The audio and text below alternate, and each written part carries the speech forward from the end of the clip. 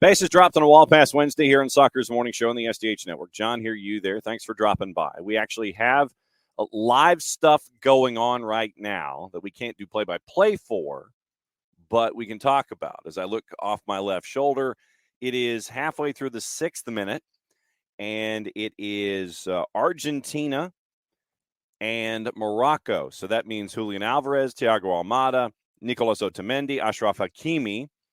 That is going on one screen, someplace for you, perhaps. Also, Po Kubarsi, Fermin Lopez, Spain and Uzbekistan. That is also on a screen someplace. So we have action going on. The Five-Ring Circus soccer tournament has started. And so we've got a couple of matches there we'll keep an eye on here over the next little bit and see if anything happens in the Thiago Almada front while we're staring at it and looking off our left shoulder. This morning, it is Wall Pass Wednesday, so whatever's on your mind is what is on our mind. Like I said, it could be what happened last night in Columbus, Ohio. It could be the skills competition. It can be what's going on in the Five-Ring Circus over in Paris. As I point, for those of you who are watching on the video side of things, either on YouTube or Twitch or on the 280-character app. So that could be on your mind. It could be anything involving Major League Soccer that's on your mind. We've got MLS All-Star tonight. Debating as a public service to repost SDH's cure for the MLS All-Star game. And we did 2 seasons of it. We did 2 versions. We had the first one, and then we thought about what happened with the first one, and then a year later did a second one. So debating posting those as a part of our programming today. And you can always download and like our content and catch up with all of our content at the Soccer Down Here app. And what you do is you download the Spreaker app. It's like speaker with an R in the middle, Spreaker, Spreker.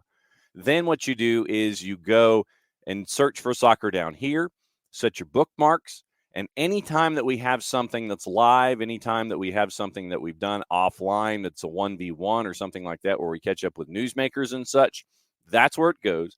You can follow along also on our YouTube channel, also on our 280-character app. So, yeah, YouTube app, it's all over the place. And you've got all of that this morning. So we've got Atlanta United news to get into, and we'll discuss that. There has been some alleged movement involving the Miranchuk rumor. We'll get into that. There are reports coming out from Europe this morning. We'll get into that as well. And let's see. So we have all of the stuff that's going on involving the Five-Ring Circus. And believe it or not, I know this will shock you, but there actually already is drama involving the soccer tournament and the Five-Ring Circus over in France. France. We'll get into that. Oh, boy, will we get into that. And there's an outside chance that tomorrow on the morning show, before Nino and Nico join us in hour number 2, that we will actually find audio from conversations that maybe happened, might have happened, perhaps, possibly, in some plane, could have had some conversations involving the trouble that we'll be discussing in hour number 2. And the early stuff involving the soccer tournament that is going on in France. And it apparently is not the only trouble that is going on in France, because, and since this is not soccer-based, I'll go ahead and have this as opening kickoff, brought to us by our friends at Kickoff Coffee and kickoffcoffeeco.com. That's your QR code. For those of you who are watching, however you're watching us on our YouTube channel, on Twitch, or on the 280-character app, you hit that QR code. That sends you over to our friends at Kickoff Coffee and kickoffcoffeeco.com. Don't forget, use the code SoccerDownHere15 to get 15% off your purchase. They, in turn, take 10%, reinvested into youth games, youth initiatives, stuff that they have earmarked as cool, as Carlito would say. Hit that QR code, get your Kickoff Coffee, kickoffcoffeeco.com, and SoccerDownHere15. And also, since I was hiding the QR code, we'll go ahead and let you know about the other QR code here on set from our friends at Alliance Nurse Corps. If you are looking for a career in the nursing industry, over 30 years of experience in finding folks careers in nursing, our friends at Alliance Nurse Corps. Hit that QR code. And when you see here at the bottom of the screen, how'd you hear about us? You select soccer down here. And then our friends at Alliance Nurse Corps are grateful, and they will help you chase after your new career in the world of nursing. Okay. Daniel Boffey at The Guardian came up with this story this morning. Now, like I said, this is truly opening kickoff territory. A Russian chef who has lived in France for 14 years has been arrested on suspicion of plotting with a foreign power to stage, quote, large-scale, in quotation marks, acts of destabilization during the Olympics in Paris. The 40-year-old man was arrested during a raid of his apartment in central Paris on Sunday, where a document linked to an elite Russian special forces unit operating under the command of the FSB and heir to the KGB was reportedly found. And we welcome in Jared Smith this morning. Jared, I'm in opening kickoff where things have already seemingly gone sideways on multiple fronts in Paris with the five-ring circus. A judicial investigation has been opened into allegations of sharing, quote, intelligence with a foreign power with a view to provoking hostilities in France, a crime punishable by 30 years of imprisonment. The alleged plot is not believed to have been terror-related. The man, who has not been named, was indicted on the charge the same day and placed in pretrial detention. The ambitious opening ceremony of Paris 2024 will be staged on the banks of the Seine Friday evening, and there's been long concern that Russia could seek to meddle in events.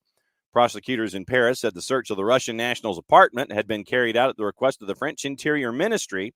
According to briefings given to the French media, agents found evidence suggesting the man was preparing a large-scale project, in quotation marks, that could have had serious consequences during the 3 weeks of the games. Le Monde, the French newspaper, reported the intelligence services had listened to a call 2 months ago between the individual and a Russian intelligence services handler, in which the suspect had stated the French are going to have an opening ceremony like there's never been before. No details have been provided as to the nature of the alleged conspiracy to destabilize the games. The paper reported that the man had been trained as a chef in Paris and that he'd participated in Russian reality and cooking shows. He described himself on his CV as a private chef. According to emails dating back from September of 2012, suspect had told his landlady he was returning to Moscow to work as an official in the Russian government. Intelligence services had tracked him for months. They picked up on his alleged phone call to his handler in May, at a time when he was returning from a trip to Istanbul to his home in Paris. He missed his flight due to excessive alcohol consumption and instead returned via Bulgaria, at which point the conversation about the Olympics opening ceremony was monitored, according to Le Monde. 6 a.m. on Sunday, police officers from the Elite Research and Intervention Brigade, otherwise known as the BRI, called in by the General Directorate of Internal Security, raided the suspect's home on Rue Saint-Denis on the right back of the Seine, claimed police found documents of diplomatic interest among his possessions. Last month, according to The Guardian, Microsoft and Russia was seeking to undermine the Olympics with the creation of fake websites, replicating authentic French media outlets and the use of artificial intelligence to fuel concern about violence and terrorism. French Interior Minister Gérald Darmanin said this week that authorities had screened over 1 million people ahead of the games. Quote, we're here to ensure that sport is not used for espionage, cyber attacks, or to criticize and sometimes even lie about France and the French, Darmanin said. So that's opening kickoff. We're off and running in Paris, folks. We are off and running in Paris. That's your QR code from our friends at Kickoff Coffee and kickoffcoffeeco.com. Click on that. Use the code soccer down here 15. You get 15% off your purchase. They in turn take 10%, reinvest it in cool stuff from our friends at Kickoff Coffee and kickoffcoffeeco.com. All right. It is 9:15. Then we welcome in Tyler and we welcome in Jared. It's off and running in Paris, guys. We've already got folks getting arrested because of espionage charges. Bring me the bottle. I was told to bring coffee this morning, not alcohol. Mm-hmm. Dial it up. Well, why not both? Yeah, porque no los dos. Make your life easier. Just bring both. Mix them together. Have a good old time. Yes. So this morning, Tyler, obviously, we got to recap conversations and activity that happened happened at Mercedes-Benz involving Atlanta and Columbus, and anything else on your mind. First and foremost, Rob Valentino, good get. Good work. Thank you. I appreciate it. Yeah. He sorry, my internet I don't know what the heck just happened. So if I looked weird on here for a minute. It's the Russians. Canadian Olympic team. There you go. It's the Canadian Olympic team. We got to talk about that too in a little bit. Yeah, no, we got Rob going to be doing the interview pretty shortly, actually. So it'll be really fresh by the time we have it on the show tonight. But just excited to talk to him, kind of pick his brain. And I think everybody deserves to get to know Rob a little bit more than they do, because everybody's kind of looking past Rob at this point, and it's a little unfair. So let's go back to the matchup with Columbus. And, there were moments in the match where folks kind of got a little loud, and understandably so, and having to do with an LFTM, as we call him here on the network. Large, fast, tall man. Times 2. Stian Gregerson. Well, yeah, so by the way, this might have been the first Daniel one. Rios coming into the technical area for Atlanta United as Saba will send this out of the near corner goal to our left. Sixth corner of the match for Atlanta. Sends it into the back post. Header, score! Set piece goal! Set piece goal! It's finally happened, and it's Stian Gregerson! Yeah, that was the first one. What's the mug this morning, by the way, Tyler? Harry Potter. I solemnly swear that I'm up to no good, which I did not know was going to be a part of this morning conversation with your opening kickoff. Well, like I said, we still got to talk about what happened with Canada and their national team. And by the way, one set piece goal led to another. Saba sending it in to the back post. Header, score! Again, it's Gregerson!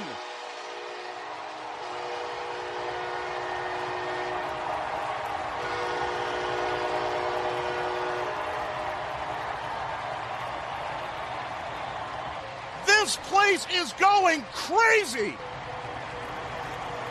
Atlanta's got a 2-1 lead on the Cup champions with 15 minutes to play. And after the win, social media, by the way, the social media folks at Atlanta United get A+ remarks. Actually, Jason started the whole thing. Say his name and he appears. And then the social media team follows in on the Joe Hendry phenomenon and superimposes Stian Gregerson's head on Joe Hendry. So we all believe in Gregerson, clap, clap. And it's a 2-1 win, and now you're north of the playoff bar once again. Now that you've had time to think about it. I mean, so obviously I was at a different vantage point for this one. But, this game, it just looked totally different, I think, from a again, not because of my perspective, but it just looked totally different from the way that they came out. I think from the opening kick, like you had opportunities from the get go, right? Within the first 15 minutes, Bartosz Slish, who was like playing as a 10 at times, like ends up in the box and he gets opportunities, and Saba, and they came out with a game plan, and then, you're playing against Columbus. Your game plans don't typically follow through for 90 minutes. And in Atlanta fashion, of course, you're able to do the one thing that you haven't been able to do all season, and you do it twice in one game. And that's why you don't bet on MLS. Mm-hmm. And here we are after a win.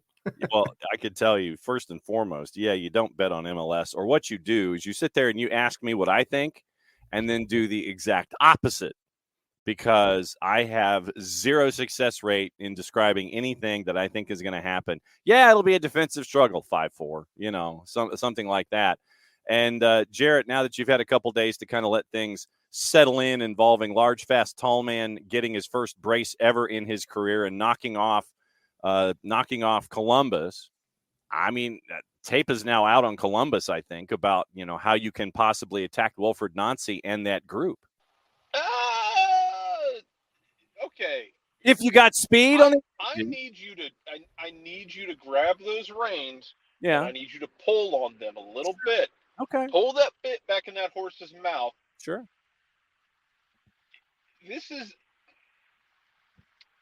this is the similar thing to what, God, who was it? Probably me. No, it wasn't you. I'm trying to remember who the cornerback for the Broncos was in 2016. Because the Broncos defense coming off of 15 and 16 was outstanding. Remember, they won a Super Bowl. They basically broke Cam Newton. Yeah. In 2016, Atlanta goes out to Denver and wins.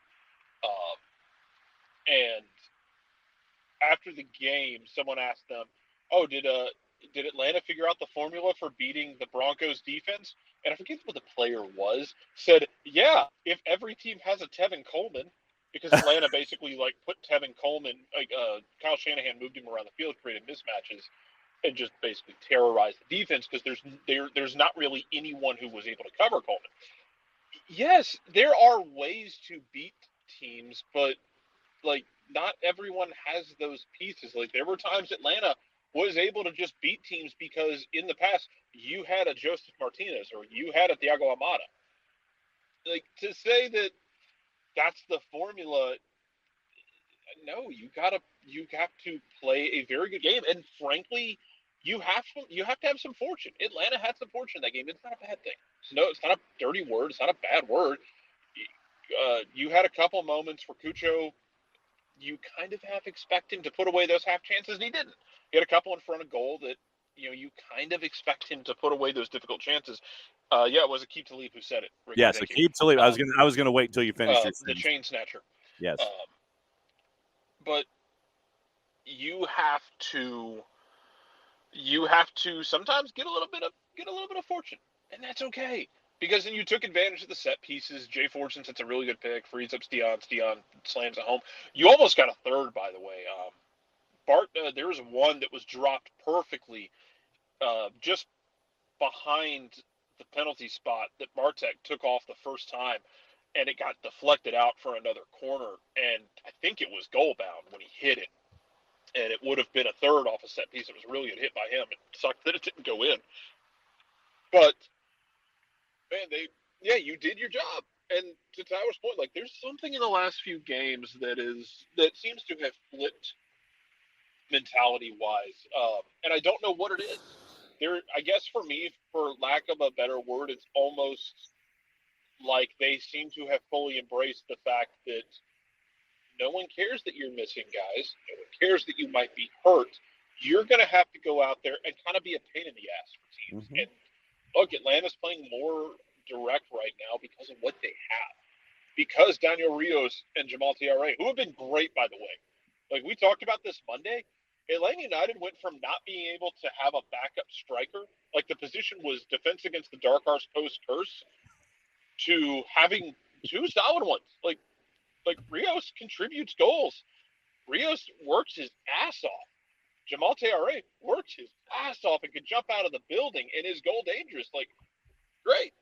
You've got those problems fixed, but you can attack with those guys, go vertical. They can bring the ball down, and you clean up. It's kind of is in a nutshell, not identical, but similar to what Frank DeBoer did here, which is let's shore up the defense a bit here. Let's make sure that if we give something up, it's a weird goal. We don't want to give up an easy one necessarily.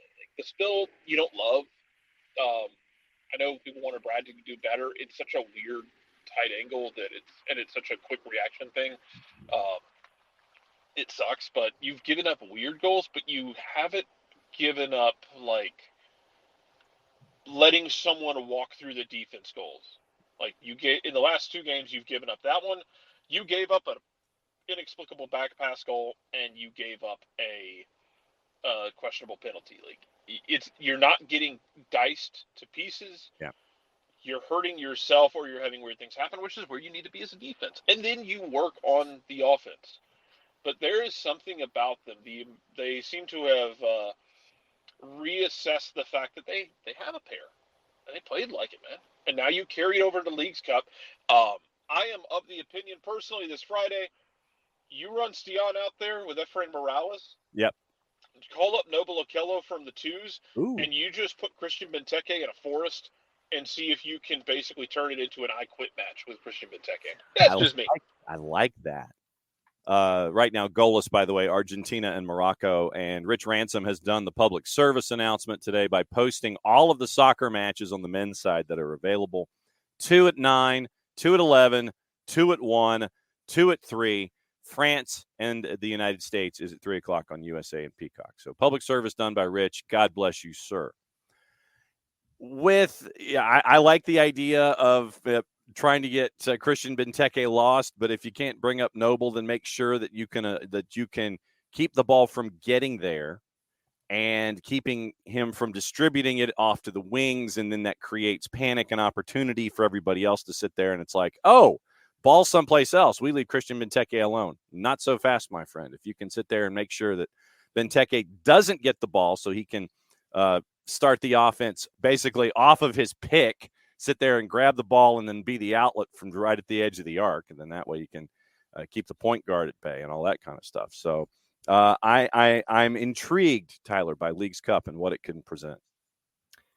Me too, because I think there's one boat that says, who cares? You know, that you need to bring guys in. You need to get this transfer window going and then give them time to come in and kind of settle before MLS starts back up, because you did yourself a massive favor. Like, I think it's kind of been understated how big of a win, not because it was Columbus, but because it was that last game before the quote unquote break, and it got you above the line. Like, you're right there at the line. And so we've all been saying it. Atlanta needed this break, whether they were coming off of a win or not. They needed time to get the reinforcements in, and here you are. And you know, the rumor coming out about Miranchuk this morning that he's signing today, allegedly. We'll see. But the rumors are going to start coming. Guys are going to start coming in, and that's a great place to be. That being said, you just showed you could beat one of the best teams in the United States and Mexico, if you're going based on the Champions Cup.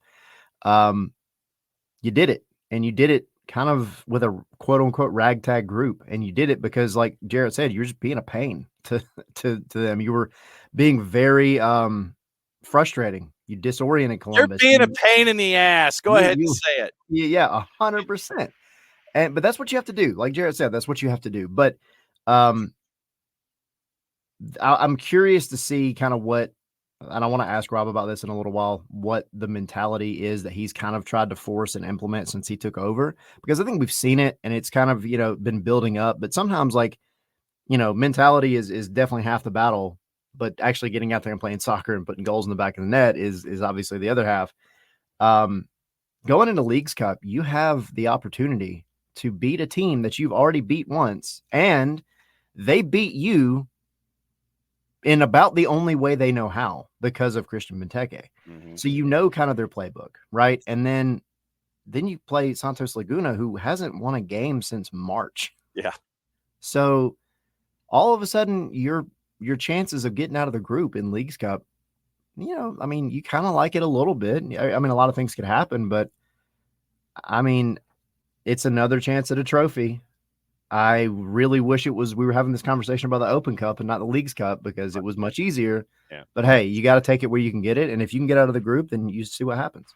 And to Tyler's point, if you beat DC Friday, you almost certainly guarantee your path into the next round. Like, you win that first game, you're pretty much going to go through, unless really weird things happen. And I mean, like, goal difference, everybody wins a game, and there's an absolute mollywhopping of a goal difference involved. Like, you beat DC, you start making plans for everybody and their friends going to Bobby Dodd Stadium. Yes, sir. And to your point about the rumor mill, Fabrizio Romano, who is a tier A, and as we always sit there and say, look at your tier 1s and tier S's this time of year. Check your sources, check your sources, check your sources. You have duplicate accounts being posted on the 280-character app. Folks will add a consonant. They'll add an underscore. They'll add a number. There were writers and pundits in Britain who were having, like, numbers added to the ends of their accounts. And it's like so-and-so and the number 2. Like, I'm so busy, I need a second account. No. Look at your numbers, look at your sources, look at the followers, look at their track records. Fabrizio Romano has a track record. He is a tier 1 source. This morning, as of a little before 6 o'clock, probably when Tyler's alarm went off this morning, quoting Fabrizio Romano, Alexei Miranchuk will undergo medical tests and sign as new Atlanta United player today. Atalanta will receive a fee close to 15 million euros. So that's, I think, what was it, 13 million US, I think was what we're staring at in the exchange rates. And so this is the first apparent, alleged, possible, probable salvo involving names in Atlanta United here in this window, with all of the capital that Atlanta United is reported to have on hand. Here. That goes the other way, I think, by the way. It's 16 million euro, more like 16 and change dollars. All right, well, then let me double check. So, no, because the euro is stronger than the dollar when you're doing exchanges. All right, so 15 million euro equals in US dollars as it gets converted quickly here. Yes, 50, convert it.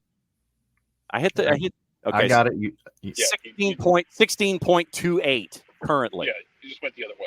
Yeah, 16.28, and I'm guessing that probably eliminates any sell-ons or anything like that for future transactions, because I know that Atlanta allegedly possibly came in at 10 initially. Atalanta wanted 15, and this is $1 million. And so now we are at 16 million. So I'm guessing the further away we got from a midpoint of 12 or 13, the less of a percentage of a sell-on fee is attached in something like that. That's how I would read that kind of a situation. Yeah, I agree. I think we kind of maybe saw, and we'll never know, but we saw something similar to this with Giakoumakis when, he had the interest from the Red Diamonds over in Japan. Urawa Red Diamonds. And, it was a pretty strong offer apparently. And Garth Lagerwey said, no, we need this guy. And they went out and they slapped the DP tag on him.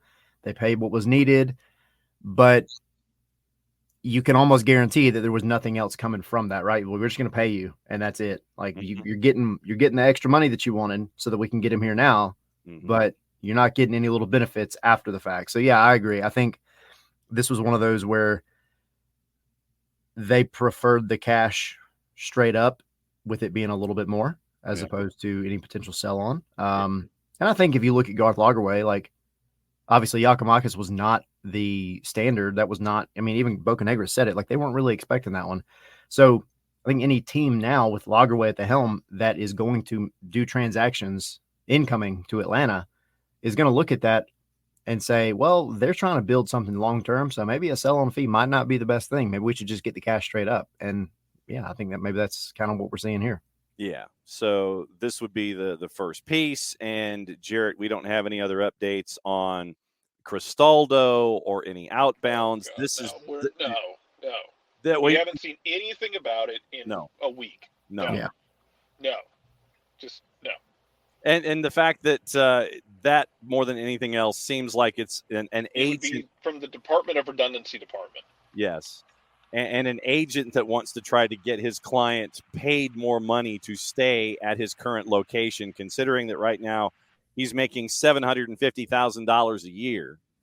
And it's great to be mentioned in a worldwide search of the 280 character app when it comes to players and silly seasons.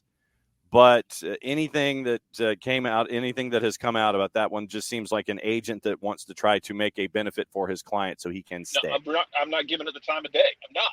No. Because we saw it mentioned once for a guy who wants to try and pressure his club into giving him more money. You dropped Atlanta's name. You haven't seen anything since. Until we see something more significant, I'm not giving it the time of day. I will sooner not walk across the street to piss on that room or if it were on fire. I'm not. No. Better things to talk about. I agree. Try and figure out the fact of, okay, you have another DP spot that's opened up. Hey, let's get weird. Would you rather spend that DP slot on, and this is an open question to the floor, Would you rather spend it on a striker, or do you want to go get a winger? Because the Winger. striker position seems kind of cool right now. Like, you have two functioning strikers who are not world beaters, but they're getting the damn job done. And you might have another DP spot open in the winter, plus some U22s. Like, do you take that search filter and open it up to winger outside of striker, and maybe try and see if you can improve the left side production more often? Like, I know Shonda's been better the last few games, but last few games versus the whole season. Shonda is Vinny Johnson, for those of you that know your Bad Boys references. He is the microwave. Literally, you bring him in, you get him, you heat him up, and he's a rhythm guy. He gets one, then it comes in bunches, but he's got to get into that rhythm to start things off. And so that to me is when I think of Shonda, I think of Vinny Johnson, the microwave. Comes in, sits there, and he's either 0 for 4 from the floor and 0 for 3 from 3, or he's hitting it in the back, or he's just crushing it, and then you keep feeding the guy. So, do you open it up to left wing, considering what could be lost in the offseason because of you got the contract issues that are out there? I think you open this one up too. Literally, it's like, all right, striker, yeah, okay. I mean, I think you can find strikers. I think you can find economical strikers out there. And then do you add winger to the mix? I think you do. Wingers have to score goals too. That's their job. Yeah. I think we often say, like, oh, striker this, striker that, score goals. Like, okay, yeah, that's their job 100%. They're always going to be judged on that.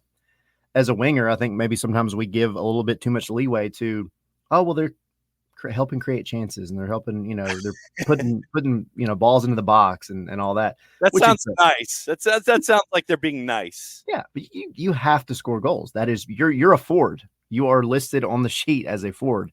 So yeah, I mean, you're still going to be judged on whether or not you're scoring goals. And some consistency would be nice. I'm just saying.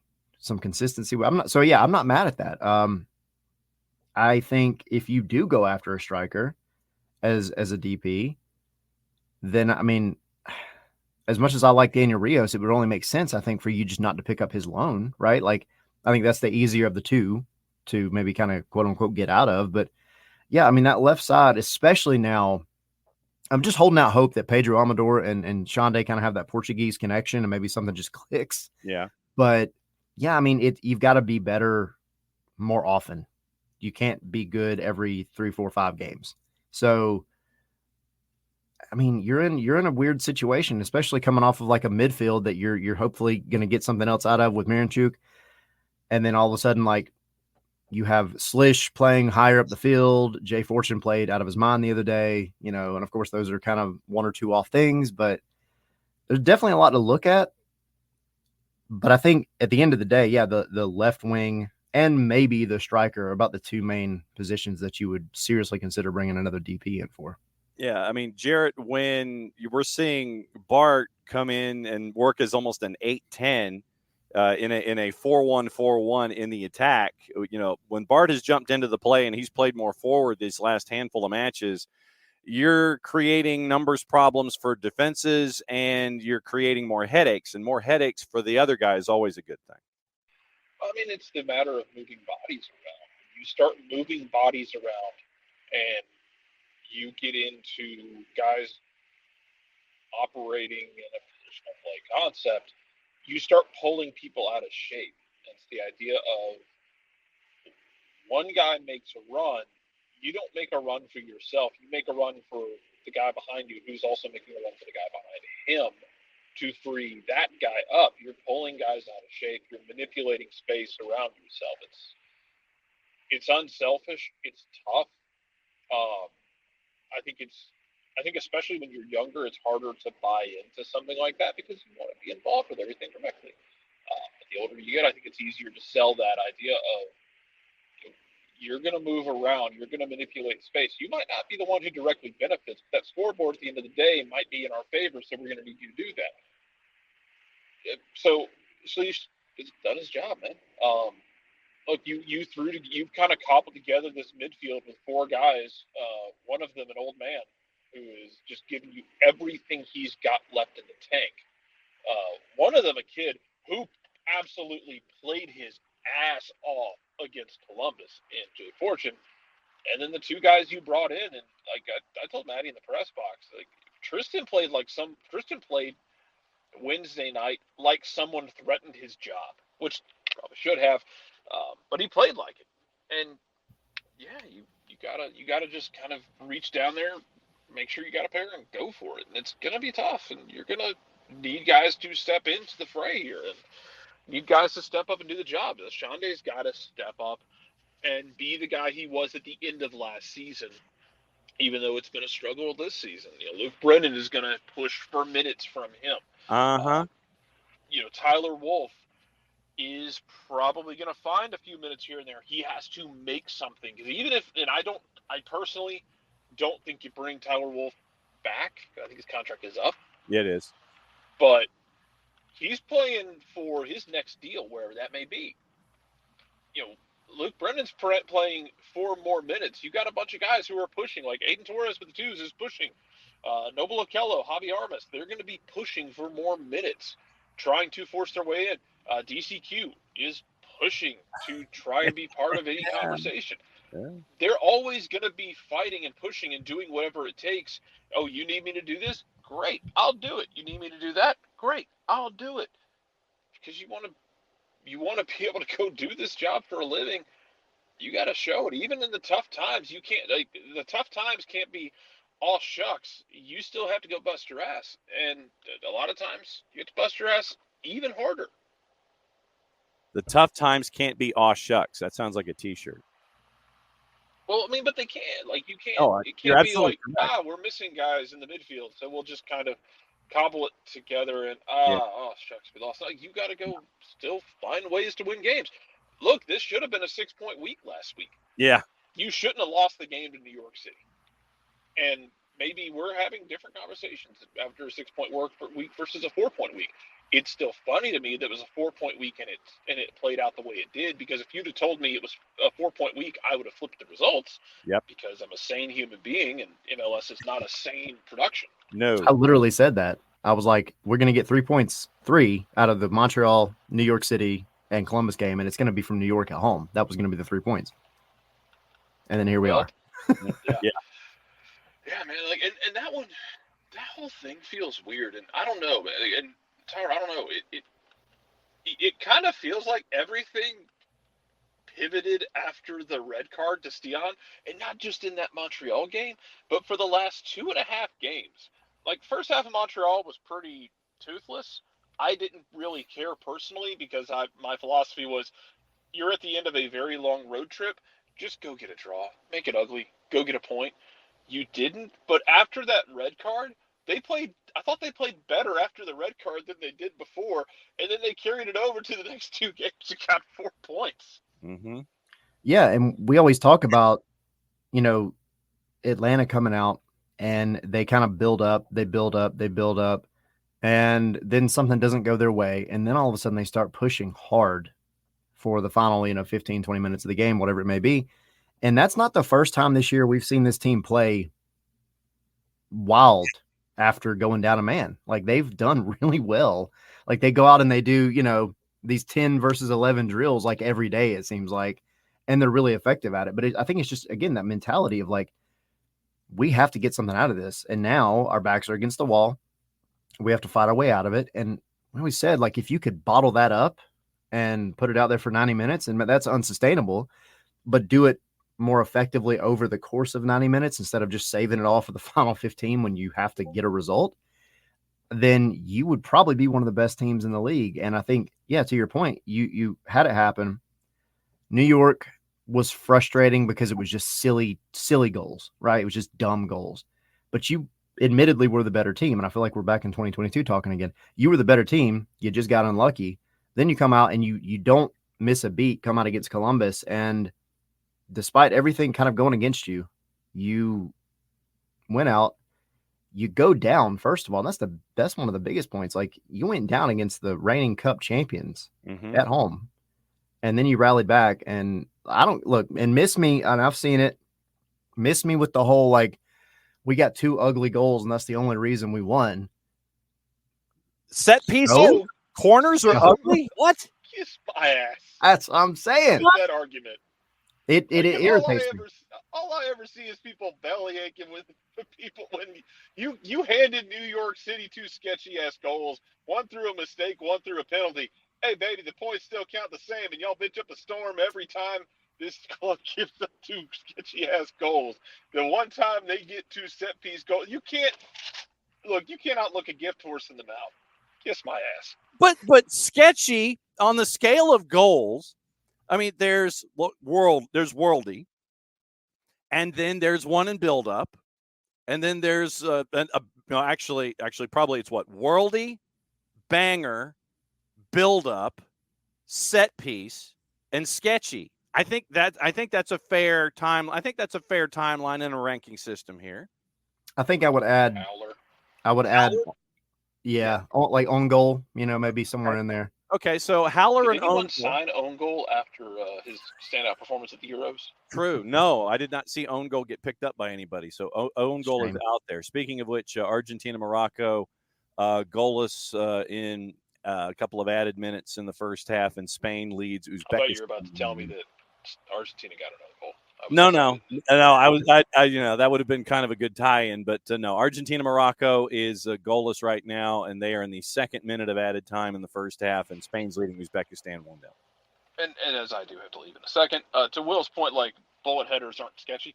And the thing is, they talked about it after Rob talked about it after the game. Both those headers were very intentional. Like it was a matter of play design for Atlanta trying to free Sion. Like, go look back at Jay Fortune setting the pick. Like, both those headers were play design headers. They weren't just like put it in the mixer and put one up to say 3 Hail Marys and tie your shoelaces together.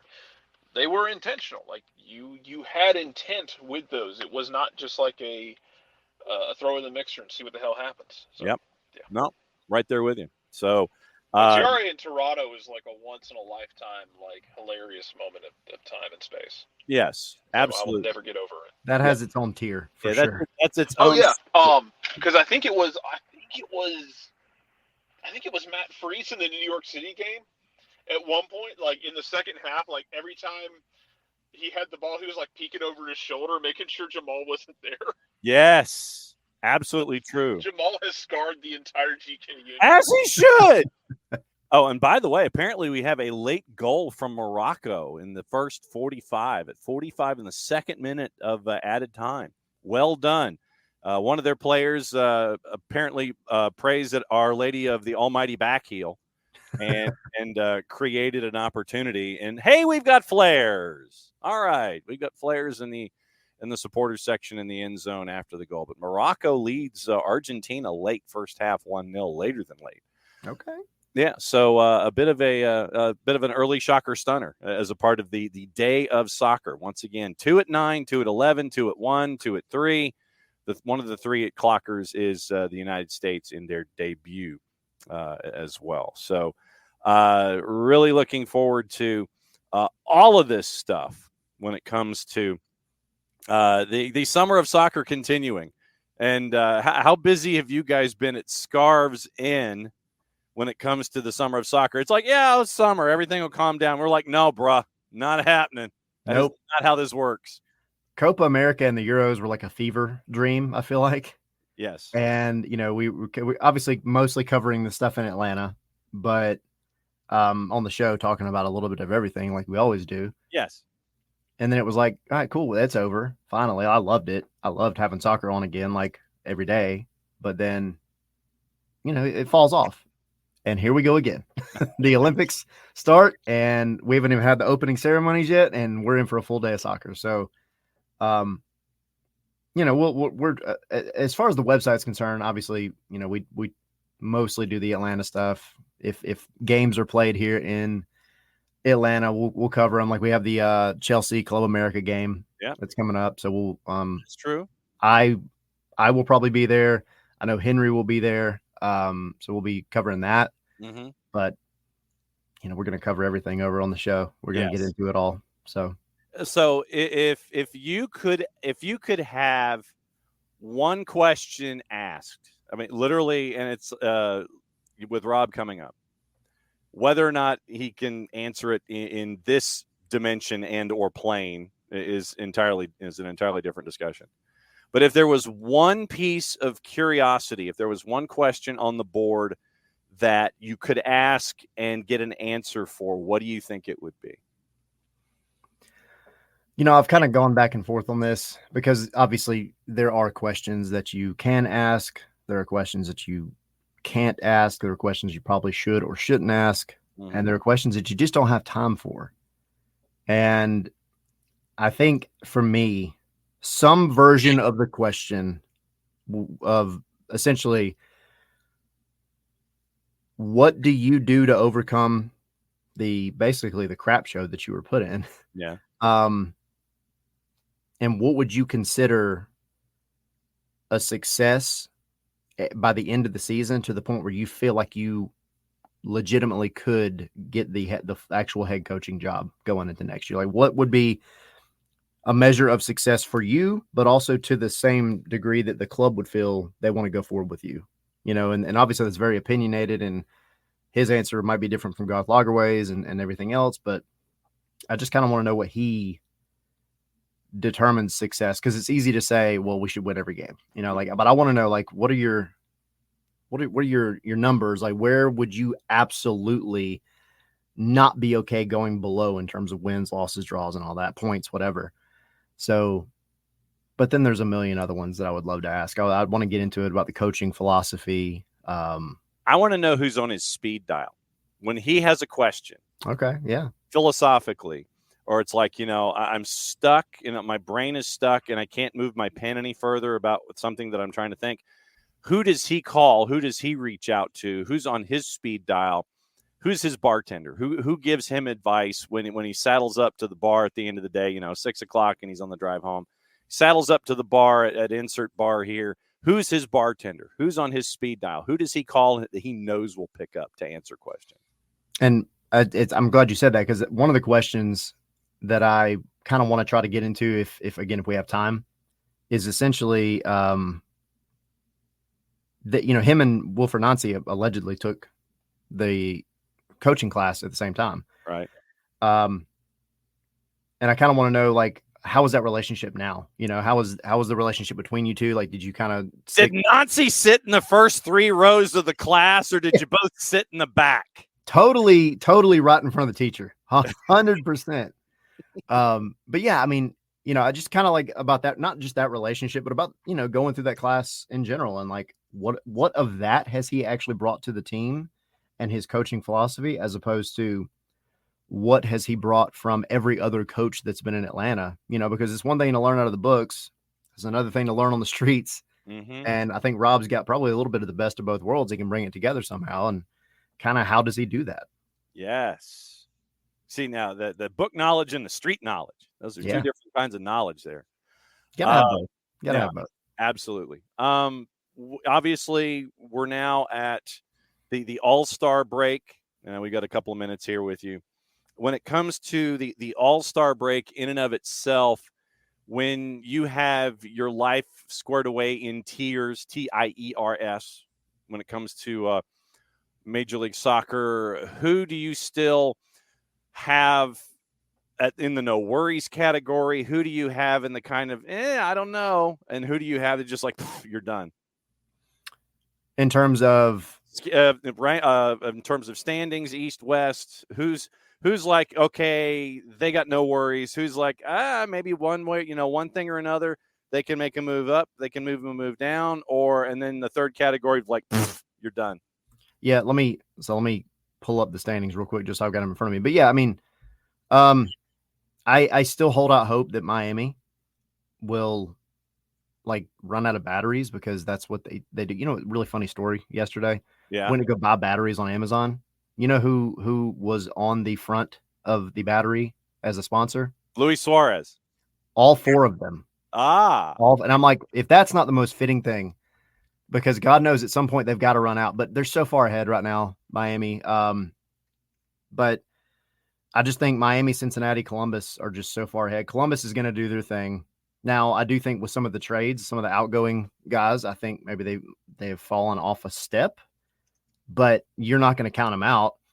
I'm not convinced with the Red Bulls, New York City, or Orlando and Toronto. Like, all of those to me are ones that Atlanta could, I don't know that you're reaching them, but you could go in and get points out of those matches, whenever you do play them.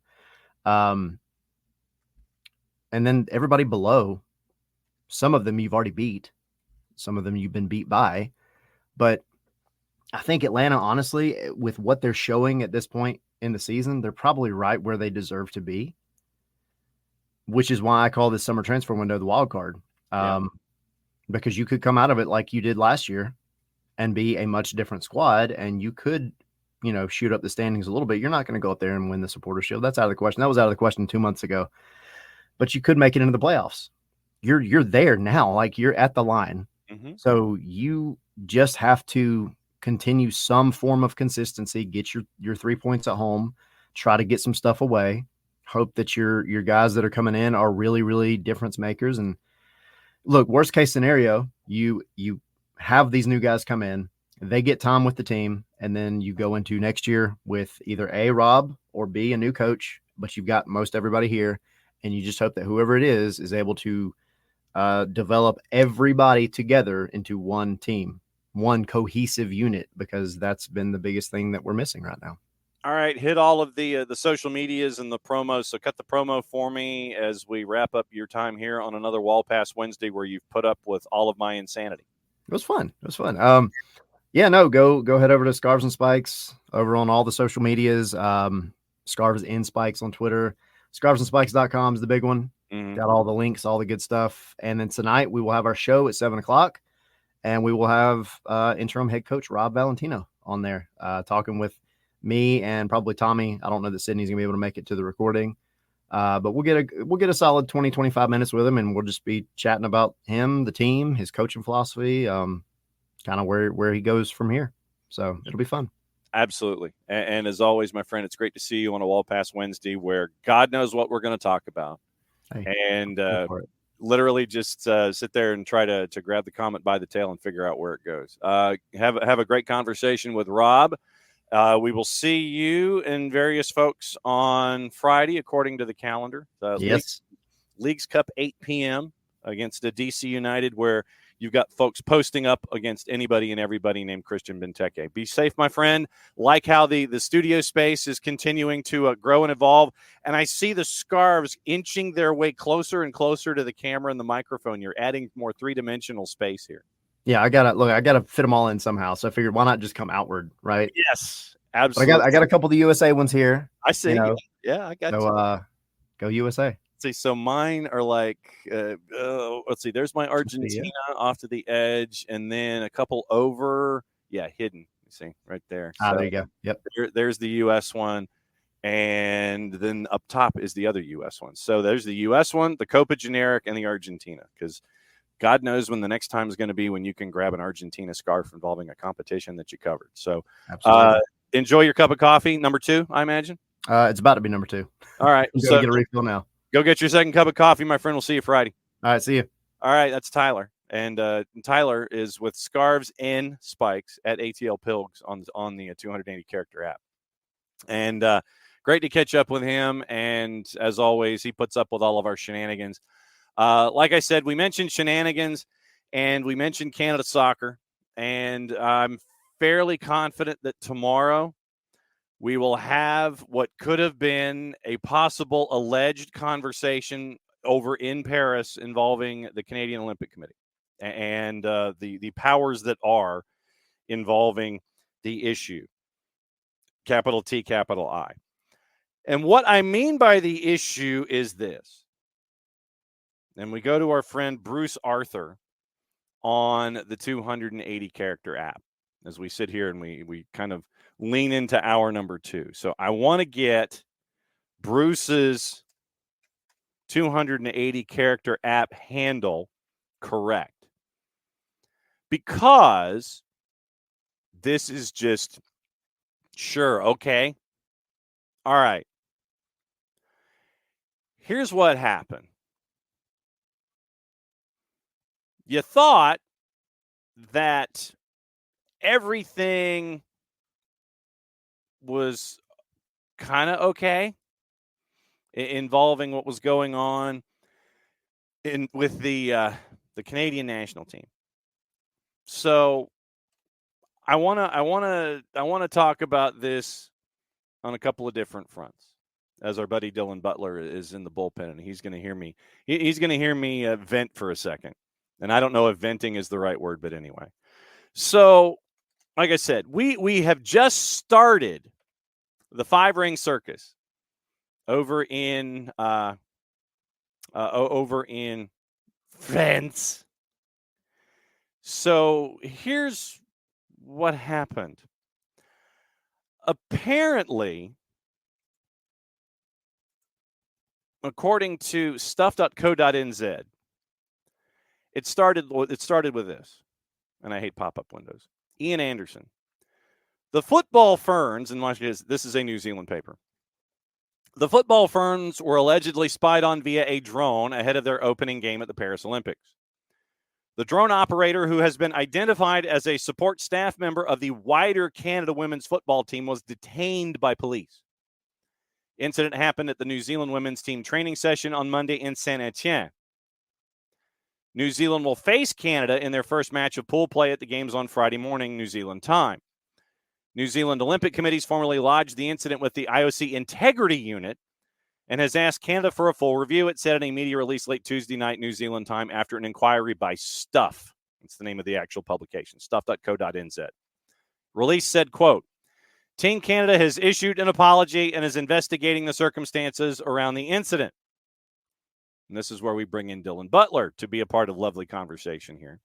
So, Dylan, good morning. Good to see you, Mike. Good morning. We have just started. We haven't even started officially the opening ceremonies for the 5-ring circus in Paris. Oh, but it has started. It has started. It has. We have not had the opening ceremony, but we have had an official start. And what is an official start without having a Russian chef detained by French police about destabilizing the 5-ring circus? I'm not using the O word because I don't want to get in trouble. And now it has come out that Canada Soccer allegedly, possibly, probably was spying with a drone on their first match opponent with New Zealand. It says, so Canada Olympic Committee statement. Canada Olympic Committee was made aware that a non-accredited member of the Canada Soccer support team was detained by French authorities in Saint-Etienne following a complaint by New Zealand Football on the 22nd. Staff member is believed to have been using a drone to record the New Zealand women's football team during practice. The Canadian Olympic Committee stands for fair play. The only thing missing, I think, is the index finger skyward. And we are shocked and disappointed. We offer our heartfelt apologies to New Zealand football, to all the players affected, and to the New Zealand Olympic Committee. So we put a bookmark in that. It gets better. And I mean by better, I'd mean worse. Bruce Arthur. A second Canadian drone spying incident has now been unearthed. So the whole drone thing is not an accident by Canada Soccer. And Bev Priestman is now not coaching the women's soccer opener, from Bruce Arthur. And Bruce writes a lot of stuff. He works for the Toronto Star. He got a press release. Following the review of the July 22nd drone incident in Saint-Etienne, and upon learning of a second drone incident at a July 19th New Zealand practice, Canadian Olympic Committee has imposed the following sanctions and consequences. The unaccredited analyst is being removed from the Canadian Olympic team, sent home immediately. That was a quick vacation. An assistant coach to whom the unaccredited analyst reports to is being removed from the Canadian Olympic team, being sent home immediately. COC has accepted the decision of Bev Priestman to remove herself from coaching the match against New Zealand on July 25. Canada Soccer staff will undergo mandatory ethics training. Bev Priestman made a statement that was several sentences long. Can she even coach? Should she even be allowed to coach in this tournament with this stuff? We haven't even started. Well, we technically have. We've had goals scored on the men's side. can bet. What is going on with Canada soccer? I think next time they decide to fly drones, it shouldn't be like a red and white drone with the maple leaf on it. That was a clear indicator that. Yeah, I don't know. It's listen. I guess when you want to arrive on the world stage as a footballing nation, here's a way to do it, right? You need controversy. You need I guess drones. you need spying. I think the only thing you didn't get here was a Bielsa press conference. Oh, the PowerPoint presentation would have been great. Yeah. Bev Priestman going, here's why I don't need the drone video going up against New Zealand. And she goes into the whole Bielsa PowerPoint. That'd be right, awesome. exactly. I mean, you look at this, you go, what? What are you people doing? I feel like Ross Geller all of a sudden. Why? Look, you're supposed to be this emerging power or whatever you want to call it. Look, you're the defending champs. Yeah. And you do this against New Zealand's practice. I know it's your first opponent, but still, it's New Zealand's practice. The female Ferns. I bet Priestman can't continue, can she? I would love to see what the how hilarious it would be if all they caught was them just the start of the training session. So they're just running up calisthenics and toe touching. Yeah. It's the first. What is that thing buzzing up there? What is that? Oh my! It's I saw that and I was like, "You've got to be kidding me!" But I know you're not kidding me. And so obviously we're off to a start. Not that we are giving any kind of scores or play-by-play or anything. But the second half has started, and apparently the Spain match is all tied up with Uzbekistan, and I'm waiting for the tombstone graphic to come up in the upper left-hand corner, which seems to be slightly tardy, involving the world feed. They're kind of taking their time about it, but big goal by Morocco in the first half against Argentina. So it's and also was this I don't. Was it purchased in France, or did they actually bring it across with their luggage? I don't know. They checked said drone with the soccer balls and the yeah. So it's okay, what do you declare? Drone. Okay. Okay. So what is your intent? Yeah, we're droning. Just gonna and first of all, drones generally are just never a good idea. No. There's all kinds of you can't. I'm sure you can't just bring a drone to the Eiffel Tower, for example. Yeah, what are you doing? I'm shooting folks. You see that dude up there? He's going to propose to his girlfriend. I'm shooting. I'm shooting the drone, but it's from a view to a kill. It's you've got the cameras and everything, and you're shooting. Grace Jones and Max Zorin doing their, Christopher Walken doing their thing at the beginning of A View to a Kill. I mean, no, why? Seriously, I go back to being Ross Geller here. Why? I mean, it's just we haven't look. We got 45 minutes into the first matches, and we're getting chaos from the women's soccer tournament, which hasn't even started yet. Did you, sir? I guess when you look at so we'll stick with the Olympics. I got one more Olympics question. When it comes to the men's and the women's national teams, what is your expectations involving this tournament with these rosters, sir? ? I mean, I think with the women, the expectation is always as a medalist, right? So, obviously two different levels of expectation between the two teams, rightfully so. But I think the women, if I got to think if they don't win a gold, that's a disappointment, right? Or at least in the game, it would be disappointment. And for the men, survive this first game. Mm-hmm. If you can get a point out of it, awesome. But I would think certainly advancing to the knockout stages would be important for the men's team, right? So and maybe even win a game there. That would be good for them, I think. But I'm intrigued to see sort of how this. It's been so long, right, since we've had a men's team in the Olympics. I'd love to. I think it's a perfect time, right? Just before the World Cup is here. I'd love to kind of see how this appearance, and hopefully it's a successful one, then translates going forward in the next 2 years. Yeah, and I think that's key here to see where the development is when it comes to on the men's side. Who is on your list to be the new man in charge on the touchline now that we're having all of these kinds of discussions? Who are you keeping your eye on when it comes to the new head on the men's team? That's a great question. We've seen the reports about Vieira, right? And listen, obviously, when he was coaching NYCFC, I was covering that team a lot more closely. So I got to know Patrick pretty well. I got to see his training sessions. Did not bring a drone.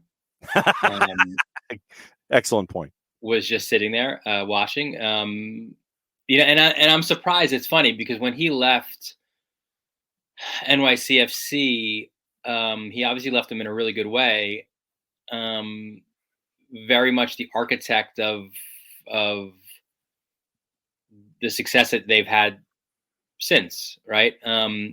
Surprised that that level of success for him, coaching wise, hasn't continued when he was in Europe. I thought, I thought he was a good manager, right? Like I thought he commanded the respect of the players. When he spoke, certainly, he got the attention of the players. I don't know why. I don't know why that success didn't then continue on in France and in England. And I know a lot of folks their spidey senses went up when Vieira just flat out resigned from his post. Everybody's like, ooh, does that mean that he moves to the closer parts to the front of the roller coaster here? Does he get to sit in the front and make sure that his bar works when they put it down and he's ready to go on this ride? I mean, you look at Vieira. I know folks have looked at Steve Cherundolo, and we have discussed Steve Cherundolo as a don't go near there when it comes to. That's a Berhalter clone, really, yeah, right? Yeah, and I've made the point that he's regressed in his style, coaching wise, ever since they got blown out of CONCACAF Champions League. Ever since that loss, he has not been the same coach, and they basically want to lay back and try and pounce and try and be clinical. It's almost Red Bulls with athletes. when you look at what he's doing right now at LAFC, and it almost seems like someone like that would be yeah, okay, well, it's same church, it's the same kind of thing. Since he's a Berhalter disciple, would you have that kind of early success if you put him in through one cycle, going from there? And Jason was mentioning Hervé Renard, but it looks like Renard is going to stay on the other side of the Atlantic with his new gig. And it seems to make a lot of sense to go chasing after international names. Don't just sit there and turn it into some kind of an isolated search where you're not, jumping over an ocean and dropping $850 on a plane ticket to go talk to somebody. Yeah, and I think also look, what's the what's the realistic window here in terms of a hire, right? Like you just played your last major competition before the World Cup, right? Like you don't have qualifiers. They talked about potentially having that person in charge for the Canada match, but like to me, I don't want to see them take what felt like 2 years to make a hire, but I also don't want it rushed, right? Like let's make it the right hire. Let's get the right person in for the job. So if it takes 3 months, if it takes 5 months, so be it. But I think the U.S. soccer world, we were all excited about the possibility of Klopp. That obviously isn't going to happen. So you leave disappointed from that. But you don't want to drop too far from those hopes, and so you certainly don't want to settle, right? So that'd be the worst thing. And I think a big name coach from outside of U.S. soccer, I think, is necessary. I think ultimately you want it to be that hire where, and I don't even know if it's possible in this country in any form, but that everyone is kind of like, yes, let's get behind that person. Well, yeah, I mean, I think that if you sat there and let's get behind that person, it would probably be that pie in the sky name where it's like, if all things being equal and an individual, regardless of what you thought of what they are saying that their future is, I think that if a Klopp were eligible and he even expressed a remote desire of doing something like that, I think everybody would sit there and go, "Ooh, yeah." But we know that he's just like, I'm going to take some time. Yeah. And you're not going to change my mind. You're not going to do anything. I'm cool. Y'all keep going. I don't think there is that unanimous kind of a dude that is a part of this. And I think that after him, you're saying, yeah, after him, after that kind of a unanimous idea of like, yeah, we can throw our weight behind this and do with the, find the money under pillowcases and make sure that he gets paid. Or a Pep, right? Like that. He's not. Yeah. No, I still think that Pep's going to NYC more than anything 100%. else. I think that when Pep leaves Manchester City, he turns into an ambassador for City Football Group, and then all of a sudden he wanders over to Dylan Butler Estates when it comes open, and he becomes the first head coach that wanders in through those doors. Correct. Or he's a part of that process. Scoring updates: Morocco now leads in the 57th minute 2-0 on a penalty. You need to have your ticker going across the bottom. I know. 1-1 Uzbekistan and Spain. They are in the 52nd minute. Well, I don't want to get in trouble with the Peacock and the five ring circle folks about having any kind of an update. Just blame Canada Soccer. Well, I was going to blame the drones. It's like, yeah, we got some drones overhead, and I'm trying to distract them, and so that way I'm running scores at the bottom of the screen. Derek, knowing U.S. Soccer Klinsman will be back. Don't you go wishing that on anybody, sir. Don't you say that blaspheme in here. Quoting Aretha Franklin from one of the best movies ever. When it comes to Major League Soccer, we're at the All-Star break. And we had the spectacle that is the amusement park part of the process last night in Columbus. Mm-hmm. And I don't know if I should be concerned over the fact that they just tarped over that one end zone with all the sponsor stuff. I don't know if that was done on purpose to create a supply and demand situation when it came to tickets. But the amusement park, and later today, we're going to post our solutions to fixing the All-Star game that we've done over the last 2 seasons. But did you watch last night? Did you watch the? I was working, so yes. Okay, so what do you think of the amusement park in its current form?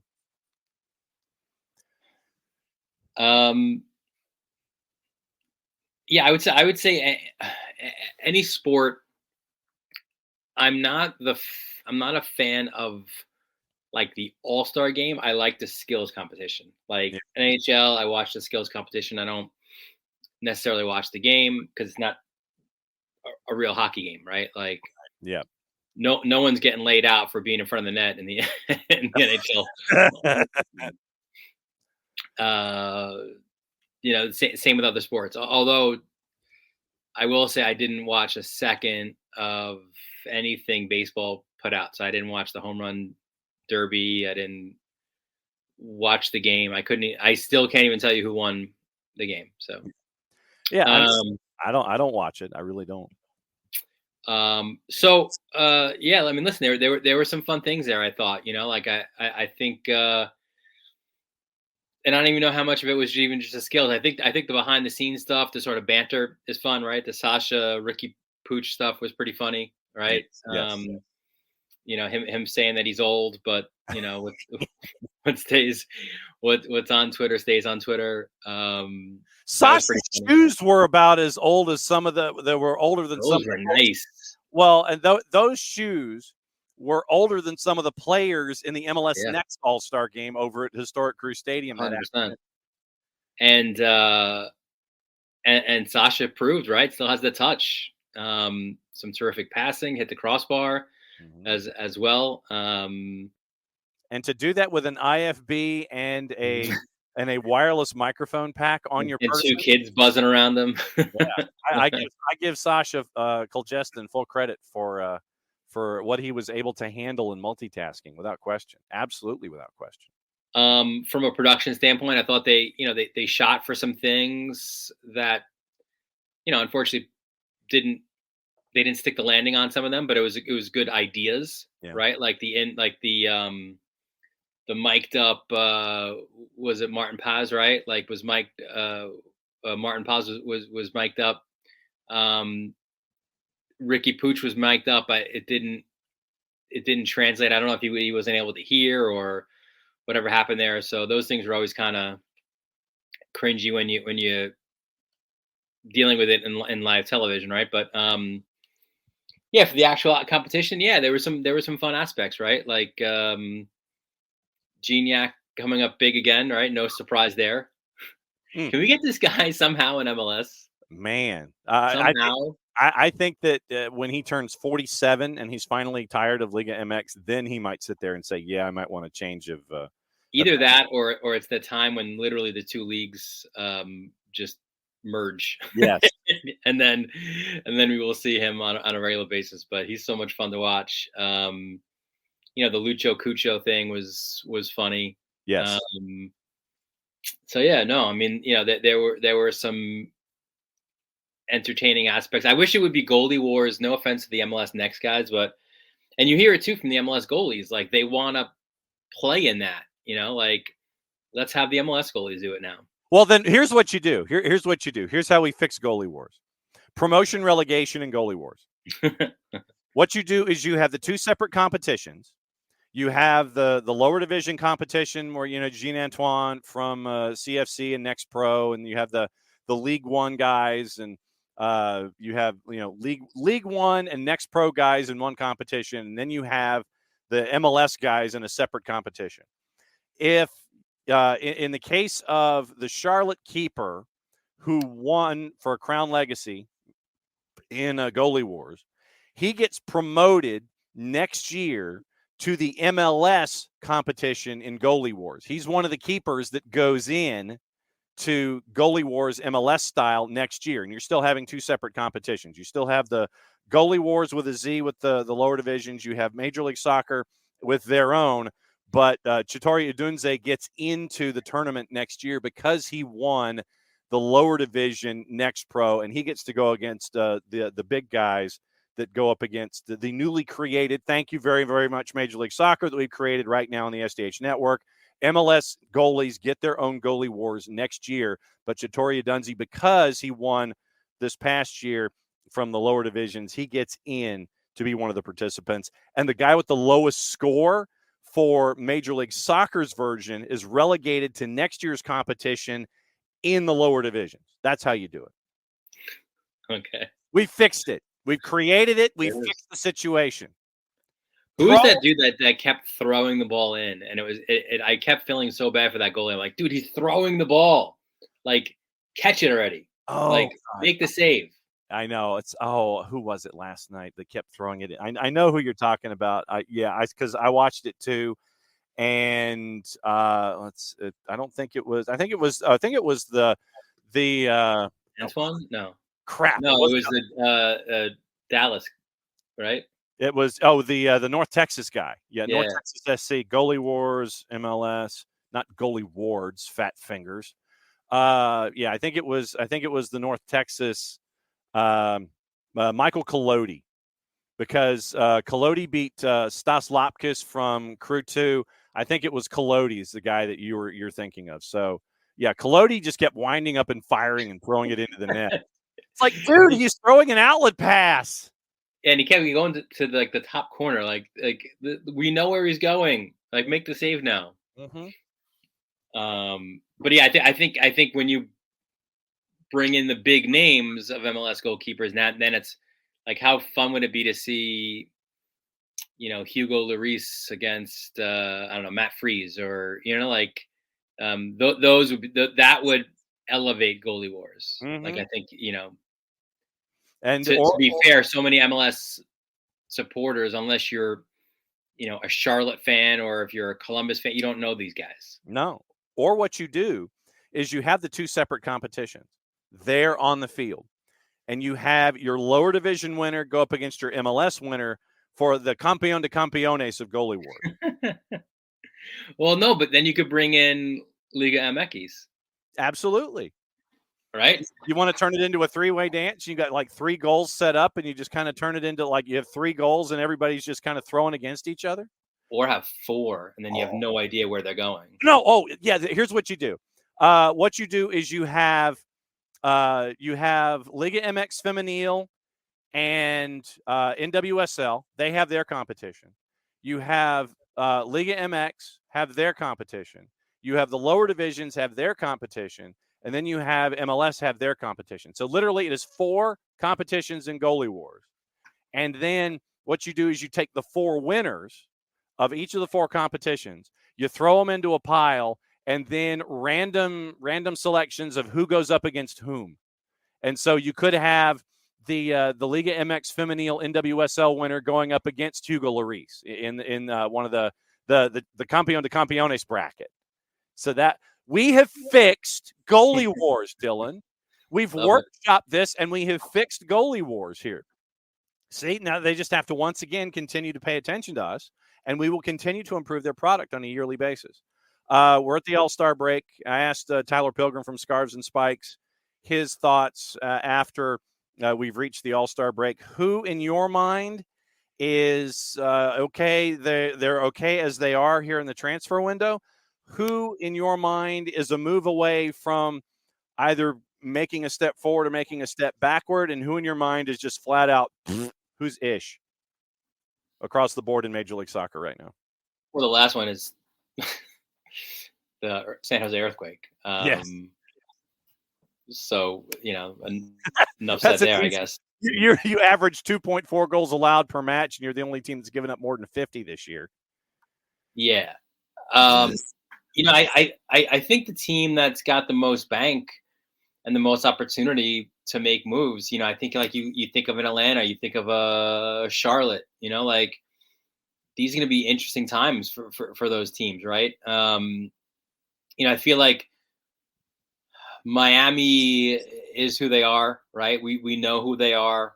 And that's the team that's going to challenge for the Shield. Still surprised as hell that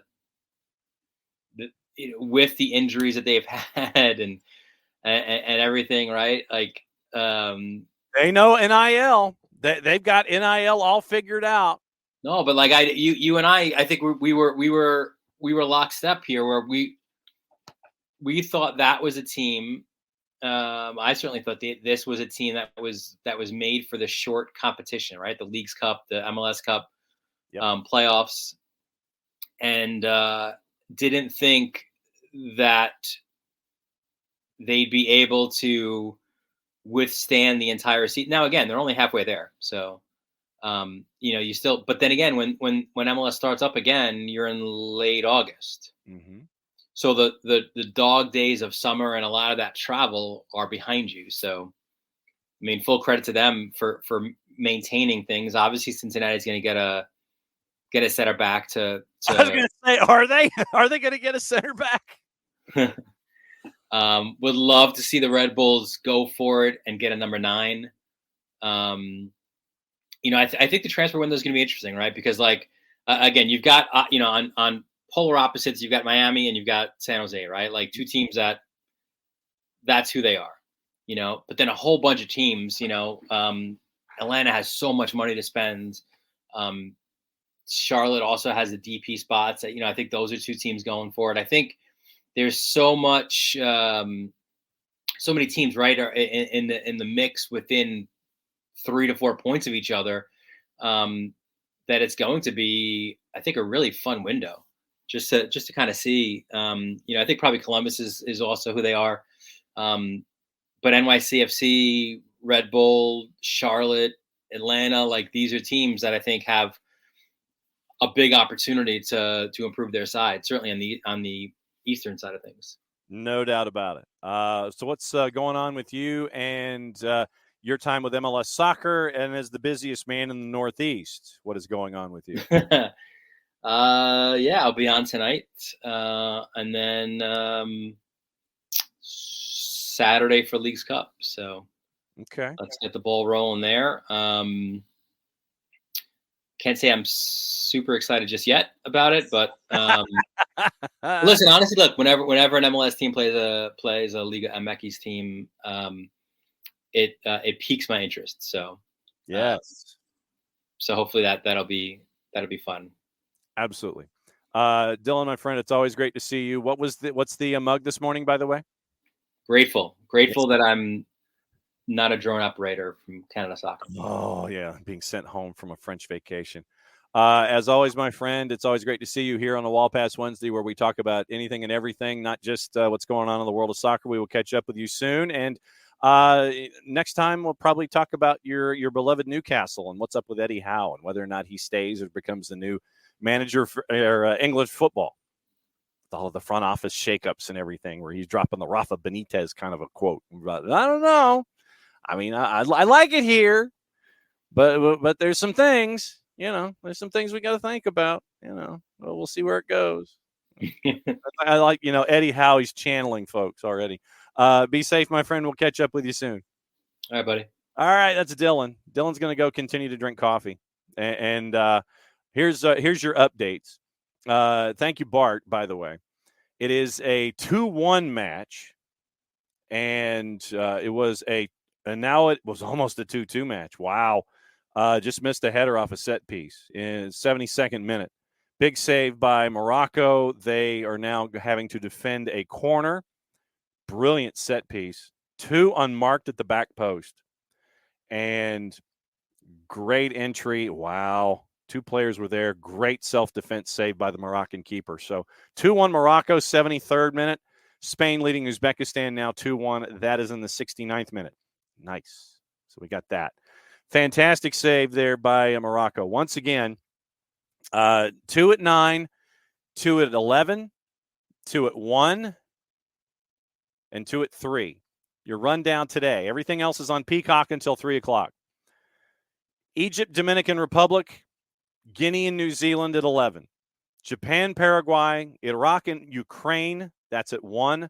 Mali and Israel is on Peacock at 3. France and the USA is on USA and on Peacock at 3 o'clock. Rich Ransom doing the Lord's work and letting us know the public service of all of that stuff that's attached.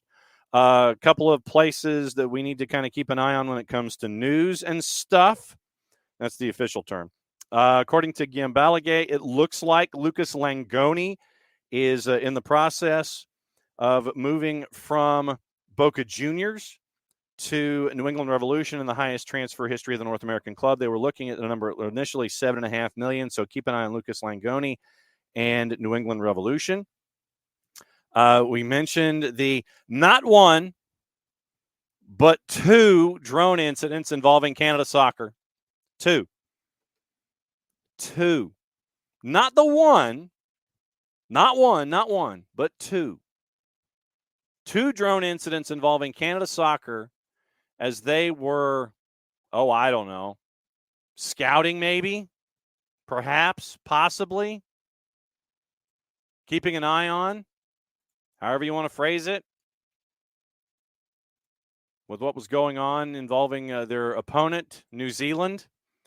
So, yeah, 2 folks were sent home, and official complaints have been made. Wringing of hands, gnashing of teeth, all of that stuff. but not once, but twice. You're like, yeah, okay. We got so much information the first time. 2 Canada drone spying incidents.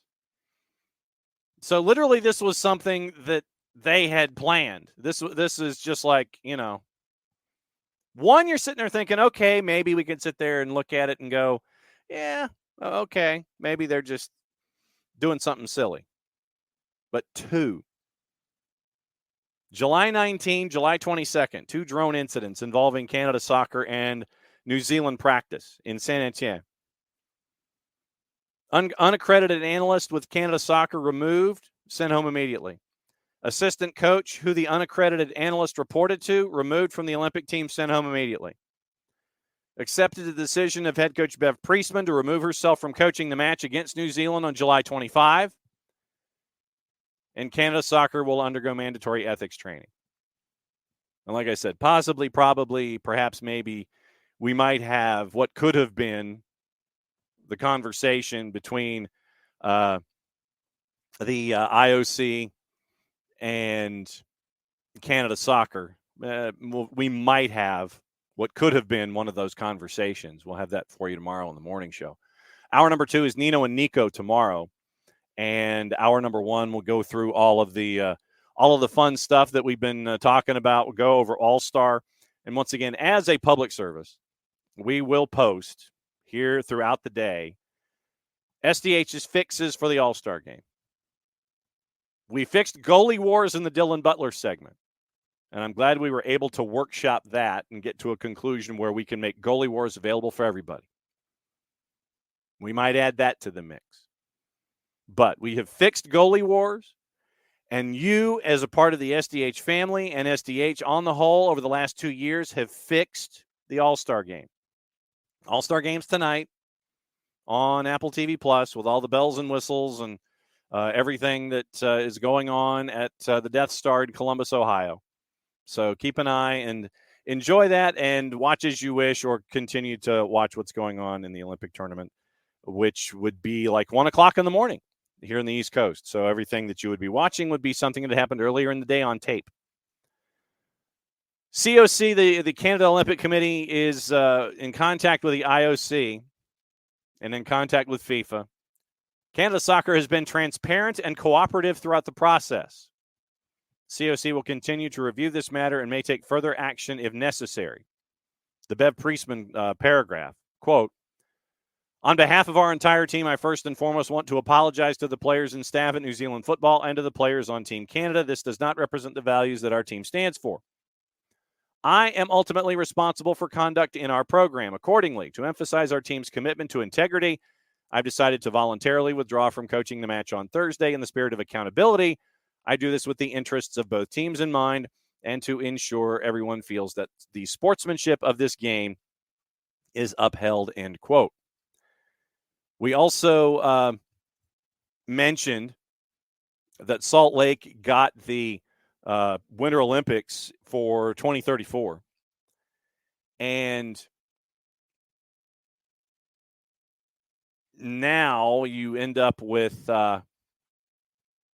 Salt Lake getting the 34 Winter Games. So now you have all of this that is going on. So winter 2034, Salt Lake City. Quoting Nick Butler, IOC have effectively awarded the 2034 Olympics to Salt Lake on the condition that the USA stop criticizing the World Anti-Doping Agency for the handling of 23 Chinese doping positives covered up and allegedly, contaminated. So, DeVos and Kayange from Belgium and Kenya. And now, due to the Rodchenkov doping law, the IOC is now changing the host contract for 2034. So keep an eye on that as well. We'll see how that continues to go. Let's see. And our friends from Tulsa chiming in after our conversations about, Columbus United as they head to FC Motown, and Duluth FC as they head to El Farolito. And so that was a fun conversations that we had yesterday, and you can catch up with that show on the network across all of our platforms there. And there's that as well. A couple of player news and notes. Chelsea's sending their first bid in the region of 20 million euro to Villarreal for Philip Jorgensen. Follows talks on the players' side is revealed by Fabrizio Romano earlier this week. On the list as a potential new goalkeeper for Enzo Maresca, and Jorgensen is keen on the move. So keep an eye on that. Did you see Jose Mourinho? Jose Mourinho, Edin Dzeko, by the way, had a natural hat trick in the second half on the way to Fenerbahce beating their opponent 4-3, beating Lugano in Champions League qualifying. Champions League qualifier was his first game for Fenerbahce, and he went on to rage about the synthetic pitch at the Stockhorn Arena after the match. Quote, and I wish I could do it as Jose, but as manager of Fenerbahce, Jose Mourinho said this: "We tried not to make excuses before the match, but playing quality football on a synthetic pitch is a challenge. The ball doesn't move as it should, players struggle to dribble, and the game's pace slows significantly. I can't fathom why UEFA permits Champions League matches on synthetic surfaces. It's also perplexing why a good team like Lugano would choose to play on such a pitch. It wasn't ideal for the game." Dzeko's performance, and this is from our friends at TalkSport, Dzeko's performance was a standout for Fenerbahce, but Mourinho was far from happy with the 3 goals conceded. Quote, "A 7-goal game is thrilling for the fans, but from a coaching perspective, conceding 3 goals is problematic. I didn't like conceding a goal from a set piece. Second goal was an easy shot, and the third was not fair play. They should have given us the ball, and they didn't," end quote. Second leg back in Turkey, July 30. Winner goes on to face Lille in the third qualifying round. So what's the world like if you don't have Jose Mourinho yelling and screaming about anything and everything? So welcome back to soccer, Jose Mourinho. Welcome back to Fenerbahce. Scoring updates for what's going on. It is still 2-1s across the board. Morocco leading in the 82nd over Argentina. Thiago Almada with the assist on the Argentina goal a handful of minutes ago. And Spain was down 1-0 and has come back to lead Uzbekistan 2-1 in the 79th minute. And Argentina almost got an equalizer. Nice through ball and bad clearance attempt. It kind of pinballed around a little bit and shot right at the Moroccan keeper, right inside the 6 in close range. And so that close to an equalizer for Argentina. Big save by Morocco, pouncing on it, and it is still 2-1 in the 82nd minute. I don't think that qualified as play-by-play, so I think we're in good shape. Michael's fix for the All-Star game is ended. Puts us back on par with every other league in the world. Easy. It's a TV episode, and you can't just kill your TV episodes of your series. There are ways to fix it. First and foremost, and this is one of the things that I think we've all maintained, is that stop playing other leagues. Stop playing other leagues and acting like you've got to prove yourself to the rest of the planet. Stop playing other teams. All I have to do is mention Juventus to Nick. If I mention the words Juventus and All-Star game to Nick, I may as well just back away from the microphone and yield the rest of the time. No. Liga MX All-Stars, while it's cool to see guys like Gignac, as Dylan Butler admits, and I'm right there with him, it's cool to see that kind of stuff. But I don't think that you should continue to go up against other leagues, all-star teams, and other teams. Michael wants to know what the actual viewership of the MLS All-Star match was. And we'd all like to know. But Apple is very, very closed to the vest when it comes to their viewership and their numbers. The only numbers you can get are over-the-air numbers. And let me see. Before it moved over to Apple, just to give you an idea, the over-the-air ratings in 2022, just to give you an idea, 2022 MLS All-Star Game, 953,000, a little over 950,000 household viewers saw the action on ESPN or Univision. Pair of networks simulcast the event, helped create a 2.2 times year-over-year audience increase compared to the totals amassed by FS1 and 2 to NA in 2021. English language audience more than tripled from 21 to 22. And it was a 3.31 times boost. Univision's viewership 4% higher than 2 to NA and what they drew in 2021.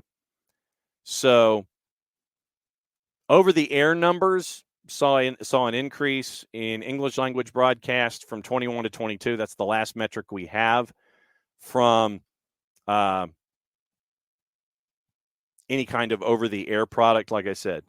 Apple TV is specifically, they're very, very quiet with their numbers. They'll sit there and they'll tell you that, yeah, we're happy about it, and that's about it. They'll go, yeah, we're cool.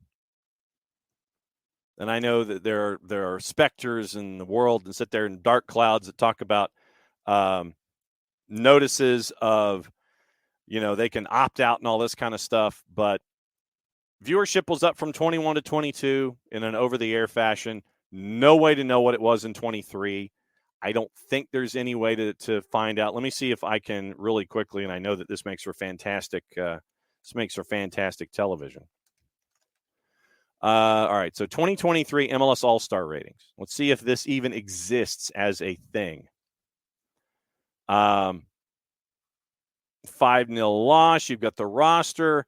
You've got player ratings. Let me see if I got TV ratings here. I should have specified. TV ratings for All-Star Game. 22, 23, 815,000 watched MLS Cup on linear Fox. Nothing involving any kind of a ratings number. Can't say I'm surprised. So that's so basically any and all numbers stop after it shifted to Apple for 23. What you will get is Apple's going to say the right things. Major League Soccer is going to say the right things. They're happy with their relationship, and you're not going to get a number. I think that if there was disappointment, the quote would be a little more guarded after the match. If they're happy with it, the quote will be the quote. If there's concern, you can parse some wording in a quote and sit there and go, yeah, okay, there's some red flags here. But, this is year 2 of a 10, and we'll see what Apple and Major League Soccer continue to do as this relationship builds. I still think that Major League Soccer is a petri dish for Apple when it comes to other soccer product. If they wanted to chase after Champions League or any other international tournaments and things like that, I think that Apple is the MLS is the petri dish for Apple when it comes to other productions and chasing after other contracts. So we'll see. 2-1 in the 88th minute. Morocco is still leading. And 85th minute, Spain leading Uzbekistan by the score of 2-1. Obviously, we'll keep an eye on all of those. I want to see if there's some juice boxes here for these matchups today. Let's see. So popular. Would we getting any kind of a list for all this kind of stuff? I don't know. World? Do we get? Yeah, we actually do. Okay. Argentina coming into today was a plus 129. Morocco a plus 2.25. Draws a plus 213. Spain was a minus 303 coming in. Uzbekistan almost a plus 800. Your other favorites today, Egypt, a big favorite over the Dominican Republic at a minus 455. Guinea favored over New Zealand at a minus 122. 1 o'clock, Ukraine at a minus 132 favored against Iraq. Japan a minus 122 favored against Paraguay. France a minus 179 up against the U.S. Olympic squad. U.S. Olympic squad a plus 442. Your draws a plus 326. The other matchup at 3 o'clock is Mali favored at a plus 138 over Israel at a plus 209. And your draw is a plus 218. News out of other leagues that are not playing in the Olympics. Once again, Ben Fisher at The Guardian this morning. The Premier League, along with the FA, EFL, and the Women's Super League, have released a code of conduct for gambling deals less than 24 hours after campaigners accused top-flight clubs of milking cash from betting firms before a ban on front-of-shirt sponsors is introduced for the 26-27 season. Premier League, alongside aforementioned stakeholders, say they've drafted a voluntary framework to be implemented before the start of this season. Last year, Premier League clubs agreed to withdraw betting companies from the front of shirts from the end of the 25-26 campaign. Yesterday, and this is part of why this is also somewhat newsworthy, Bournemouth announced a record-breaking deal with Asian betting firm BJ88, taking the contingent of top-flight clubs to confirm a gambling company as their primary shirt sponsor for the coming campaign to 11, up from 8 last year. Crystal Palace and Wolves have returned to having betting firms as their shirt sponsors after deals with non-gambling businesses. Authorities list 4 key principles behind their approach: protection, social responsibility, reinvestment, and integrity, but say the overarching aim is to ensure gambling sponsorships are delivered in a responsible way and ensure they limit the reach to children and those at risk of gambling-related harm, end quote. And I will continue to point at the work at our friends at Yosemar Football about the gambling firms themselves and really what they apparently do with their web of webs and websites. As an example, Net88, who's tied to Crystal Palace, and this is the header from our friends at Yosemar Football, just to give you an idea as to what some firms do in gambling. Our friends at Yosemar Football did not Bart. We'll get into that too. Bart doing the Lord's work and sending us another story that we forgot to mention yesterday. Net88, this is the main headline from the article about Crystal Palace, and this is back from July 4th, so Happy New Year. Net88, Crystal Palace's main sponsor for the next 2 Premier League seasons, is an illegal Vietnamese betting operator appearing to offer gambling on blood sports and stream live sex on its social platforms. Story by Filippo Clare and Andy Brown. That's what I posted in the Twitch pitch. So no word on BJ88. I'm sure that our friends at Yosemar Football are going to be discussing that as we go forward. So YouTube has been named as the new WSL and championship streaming platform. Women's professional game confirmed the fixtures for 24-25 at the top 2 tiers. Sky and BBC are the current rights holders for the WSL broadcast, 66 of the 132 fixtures between them. Sky and Now will show 44 games throughout the WSL campaign, an increase on the 35 matches in the previous deal. BBC will air 22 live, and at least 18 of those will be on BBC 1 or 2. All of them available on iPlayer. Previous seasons, the non-broadcast WSL fixtures and select championship matches were shown on the FA's streaming platform, the FA Player. However, from the start of the new campaign, according to Microsoft and MSN, transition to YouTube, games set to be streamed globally on each division's respective channels, Barclays WSL and Barclays WC. They're also going to house non-match content, highlights, interviews, and shoulder content. The FA Player continued to host the Adobe Women's FA Cup fixtures and content. Quote from Nikki Doucette in the article: championship begins on the weekend of September 7-8, with Newcastle's visit to London City shown on YouTube, 14-15, Bristol City, Birmingham City. WSL begins the week of the 21st, 22nd, Villa and Chelsea on BBC, Arsenal, Manchester City on Sky. Match day 2, Chelsea to Crystal Palace on Sky. BBC 2 gets Manchester City's match against Brighton on the 29th in the midday slot. Okay, very cool. And I'm hoping Oh, absolutely. It absolutely is. And it is an absolute NS, not safe for work warning. It absolutely is. So, yeah, if you want to read the article, make sure that no one's around because it is a very deep dive and it continues the great work that Philippe Auclair and Andy Brown and everybody are doing there. But, yeah, and Bart rightfully so puts up the NSFW warning when it comes to that particular piece. 15 minutes of stoppage? 15? Are you serious? Sorry, I turn. Not that we do play-by-play or anything like that. That's got to be 5, not 15.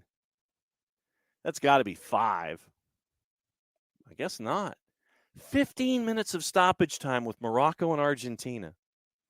That's insane. Welcome back to the tournament. Wow.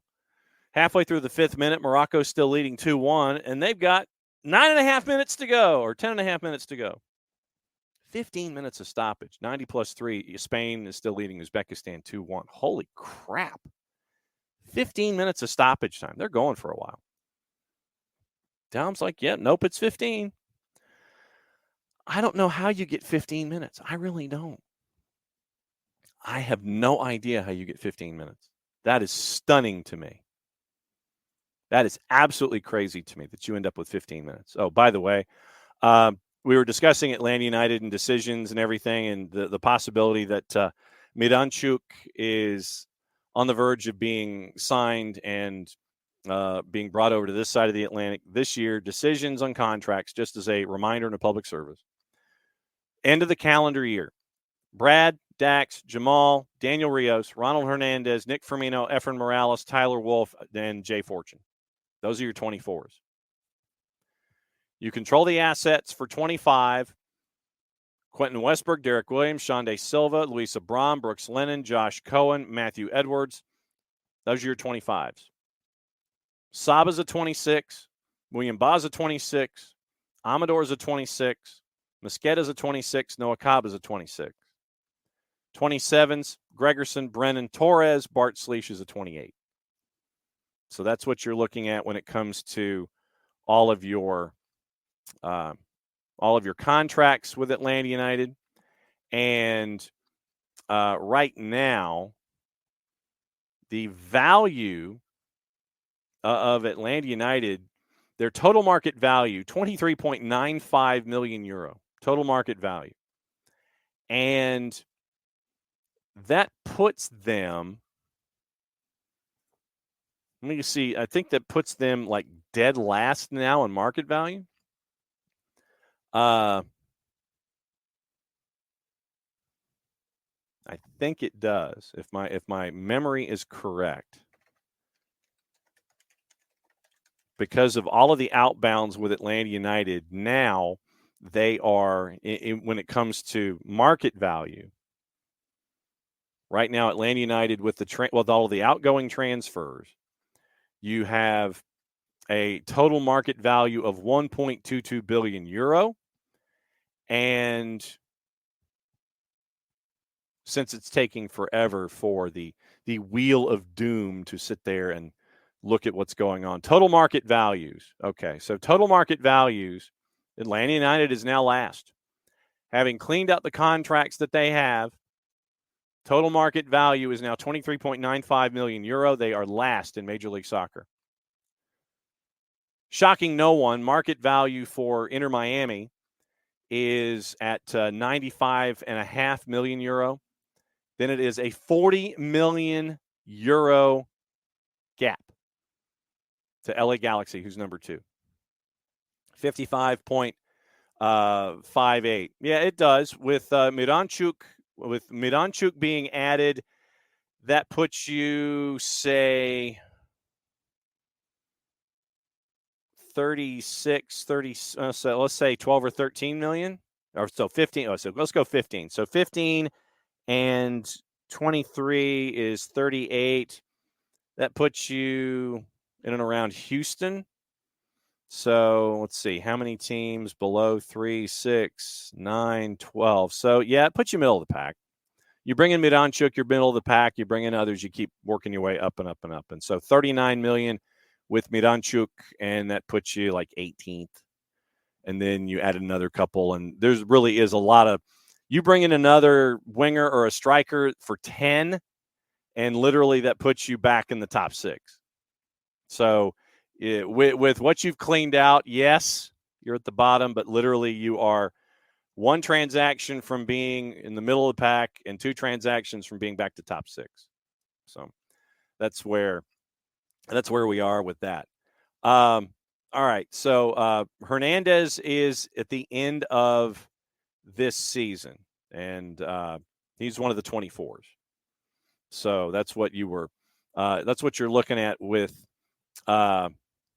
detailed. Literally, I would bookmark public service announcement. Bookmark Transfermarkt.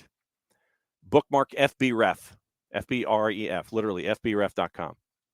And those are 2 of the big sites that I go to in these situations when it comes to player comparisons, statistics, world rankings of individual players and their stats, those kinds of things.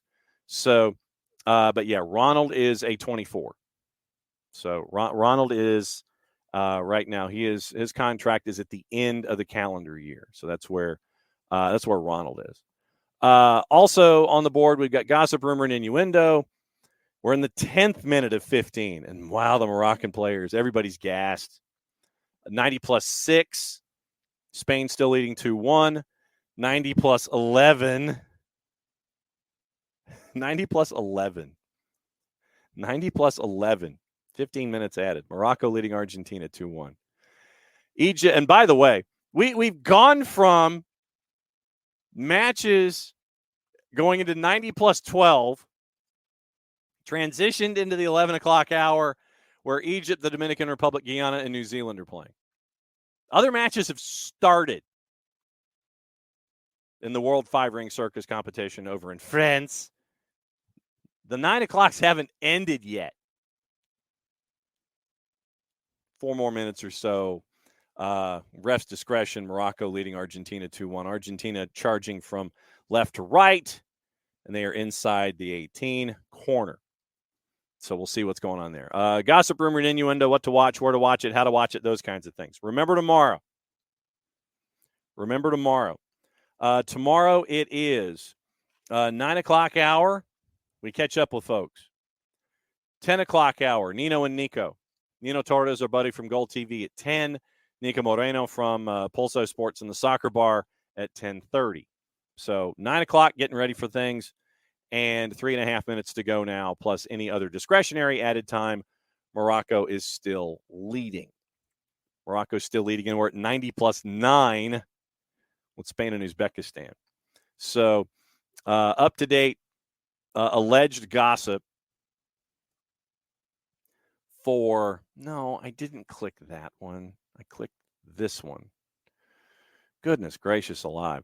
Arsenal interested in Nico Williams from Athletic Bilbao. Real Sociedad's Mikel Merino facing competition for Barca and for both Spanish internationals. Borussia Dortmund and Juve, along with PSG, keen on signing Jadon Sancho, but can't meet the Old Trafford club valuation. United want £40 million. Trent Alexander-Arnold committed to Liverpool, but the Reds are hopeful he'll sign a new deal. Amid interest from Real Madrid, 3-letter paper, take the information at your own peril. Manchester City in talks to sell Brazil right back Jan Couto, who is yet to play for the club, to Borussia Dortmund. Expect the German club to offer about £25 million for the 22-year-old. 4-letter paper, take the information at your own peril. Manchester United have offered just under €40 million for Matthijs de Ligt, but Bayern Munich will not accept less than 50 plus add-ons. Chelsea's Trevor Chalobah is understood to have been shocked at being left out of the club's preseason tour of the United States, and the 25-year-old believes he's being forced out of the club.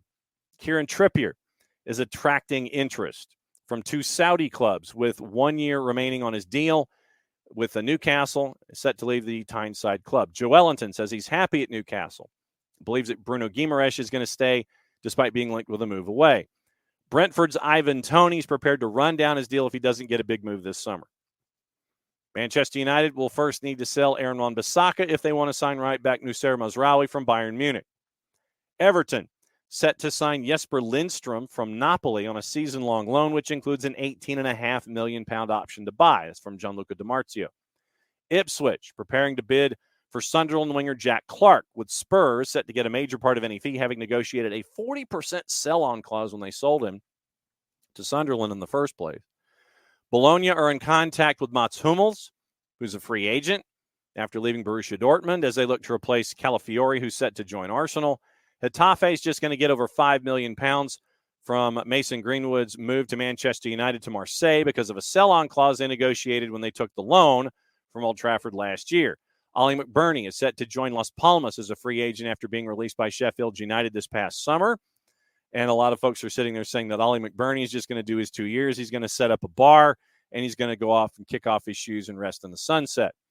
Rangers captain James Tavernier in talks with Trabzonspor, who are prepared to offer £1 million for the English defender. Scottish club ready to listen to offers for Todd Cantwell, with a number of sides interested as well. 30 seconds to go.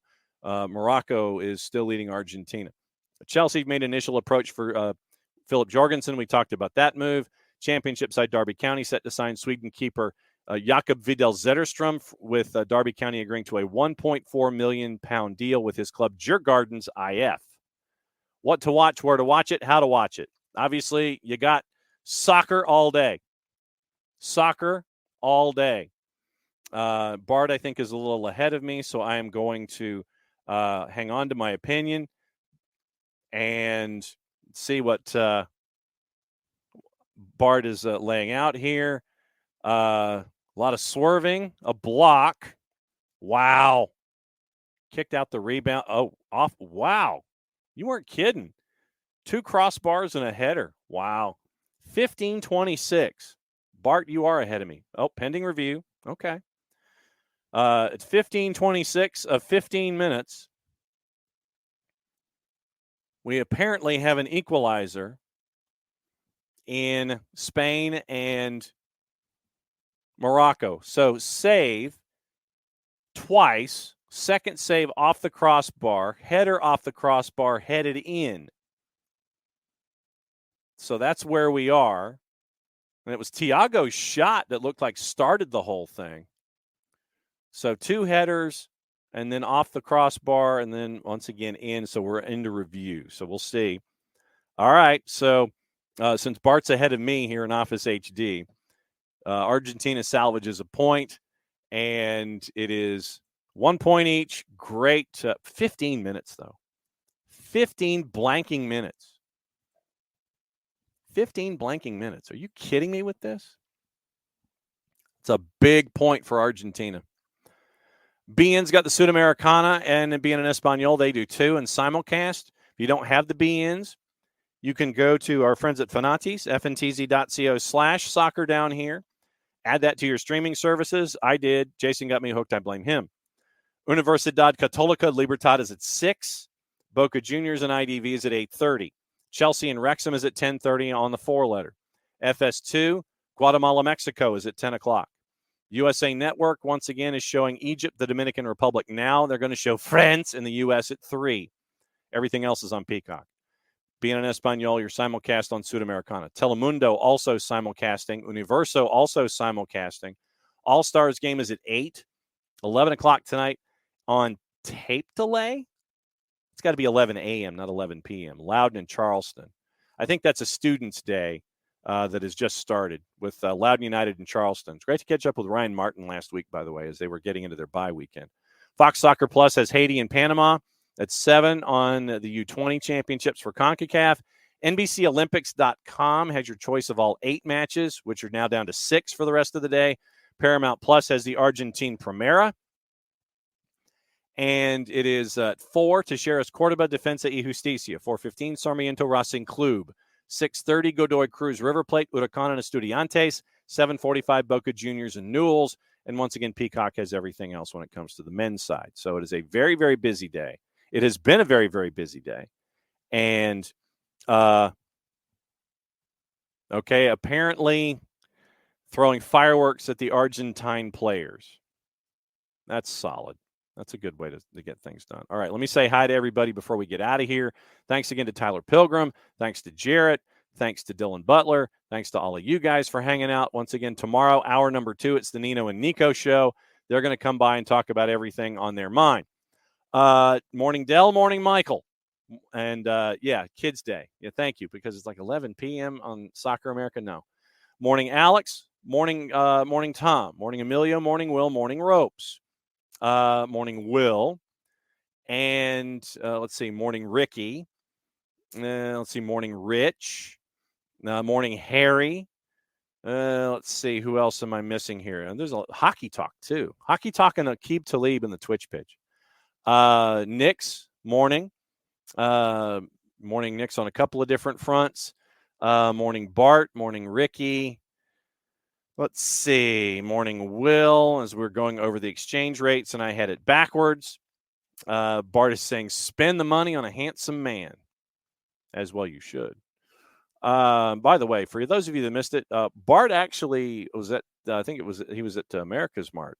And he was holding court yesterday with all of the real world stuff that he's doing these days. He was holding court. Picture him on a microphone, on a stage, and everything. Nicely done. Let's see. Morning, Ricky. Morning, Tom. Morning, Will. Bart. Let's see. Morning, Pars. Pars did get everything figured out, by the way. Uninstall and reinstall the Twitch app. And so that was the big thing. And so hopefully we've got that one all squared away. All right. So morning, Derek. Let's see. Morning, Bart. We're in hour number 2. Let's see. There's Tom. There's Michael. There's Derek. Michael Valverde. Good morning. Morning, Bart. And let's see. Back into past 11 o'clock and the finish for the match that we didn't do. A morning 4 card who just got out of a meeting. Nah, we're all cool in our own way. We're all cool in our own ways. And, and so Tom is letting us know about Tommy Scoops and Gimme Sport before we get out of here. And Tom Bogert is saying officially, as of 14 minutes ago, everything is okay. So, right. We had this from Fabrizio Romano this morning. Everybody seems to be using the same numbers. Land United agreed to a deal with Miranchuk, deal in region of $13 million. Gianluca DiMarzio first reported the agreement. Agreements reached between all parties. So Bogert is saying agreement reached between all parties. And DiMarzio and Fabrizio Romano are saying that it's euro and not dollars. So it's either $13 million or $15 million, depending on if you're looking at the dollar sign or the euro sign. So somewhere on the upper range of what Atalanta was looking at. Somewhere between $13 and $15 million being spent. So one of the most expensive in league history. Gianluca DiMarzio first reported the agreement. So follow Tommy Scoops from this end of the Atlantic. Follow Fabrizio Romano, Gianluca DiMarzio, all of those folks on that side of the Atlantic. And we're getting closer and closer and closer to the deal with France and USA and rugby. Let's waste no time. Show that today. All right, we got to get out of here, and we'll be back at it tomorrow once again. Hour number 2 is the Nino and Nico show. We'll have stuff to talk about. We're also chasing lower division stuff and getting all that squared away, so we'll see what's going on with all of that. Thanks for all of you guys for coming in and being here for a Wall Pass Wednesday where we don't know what's going to happen. We never do, except 15 minutes of stoppage time and drones. Drones, people. Canada drones. Not once, but twice. We'll see what happens and see if there's any fallout. We'll see you in a little less than 22.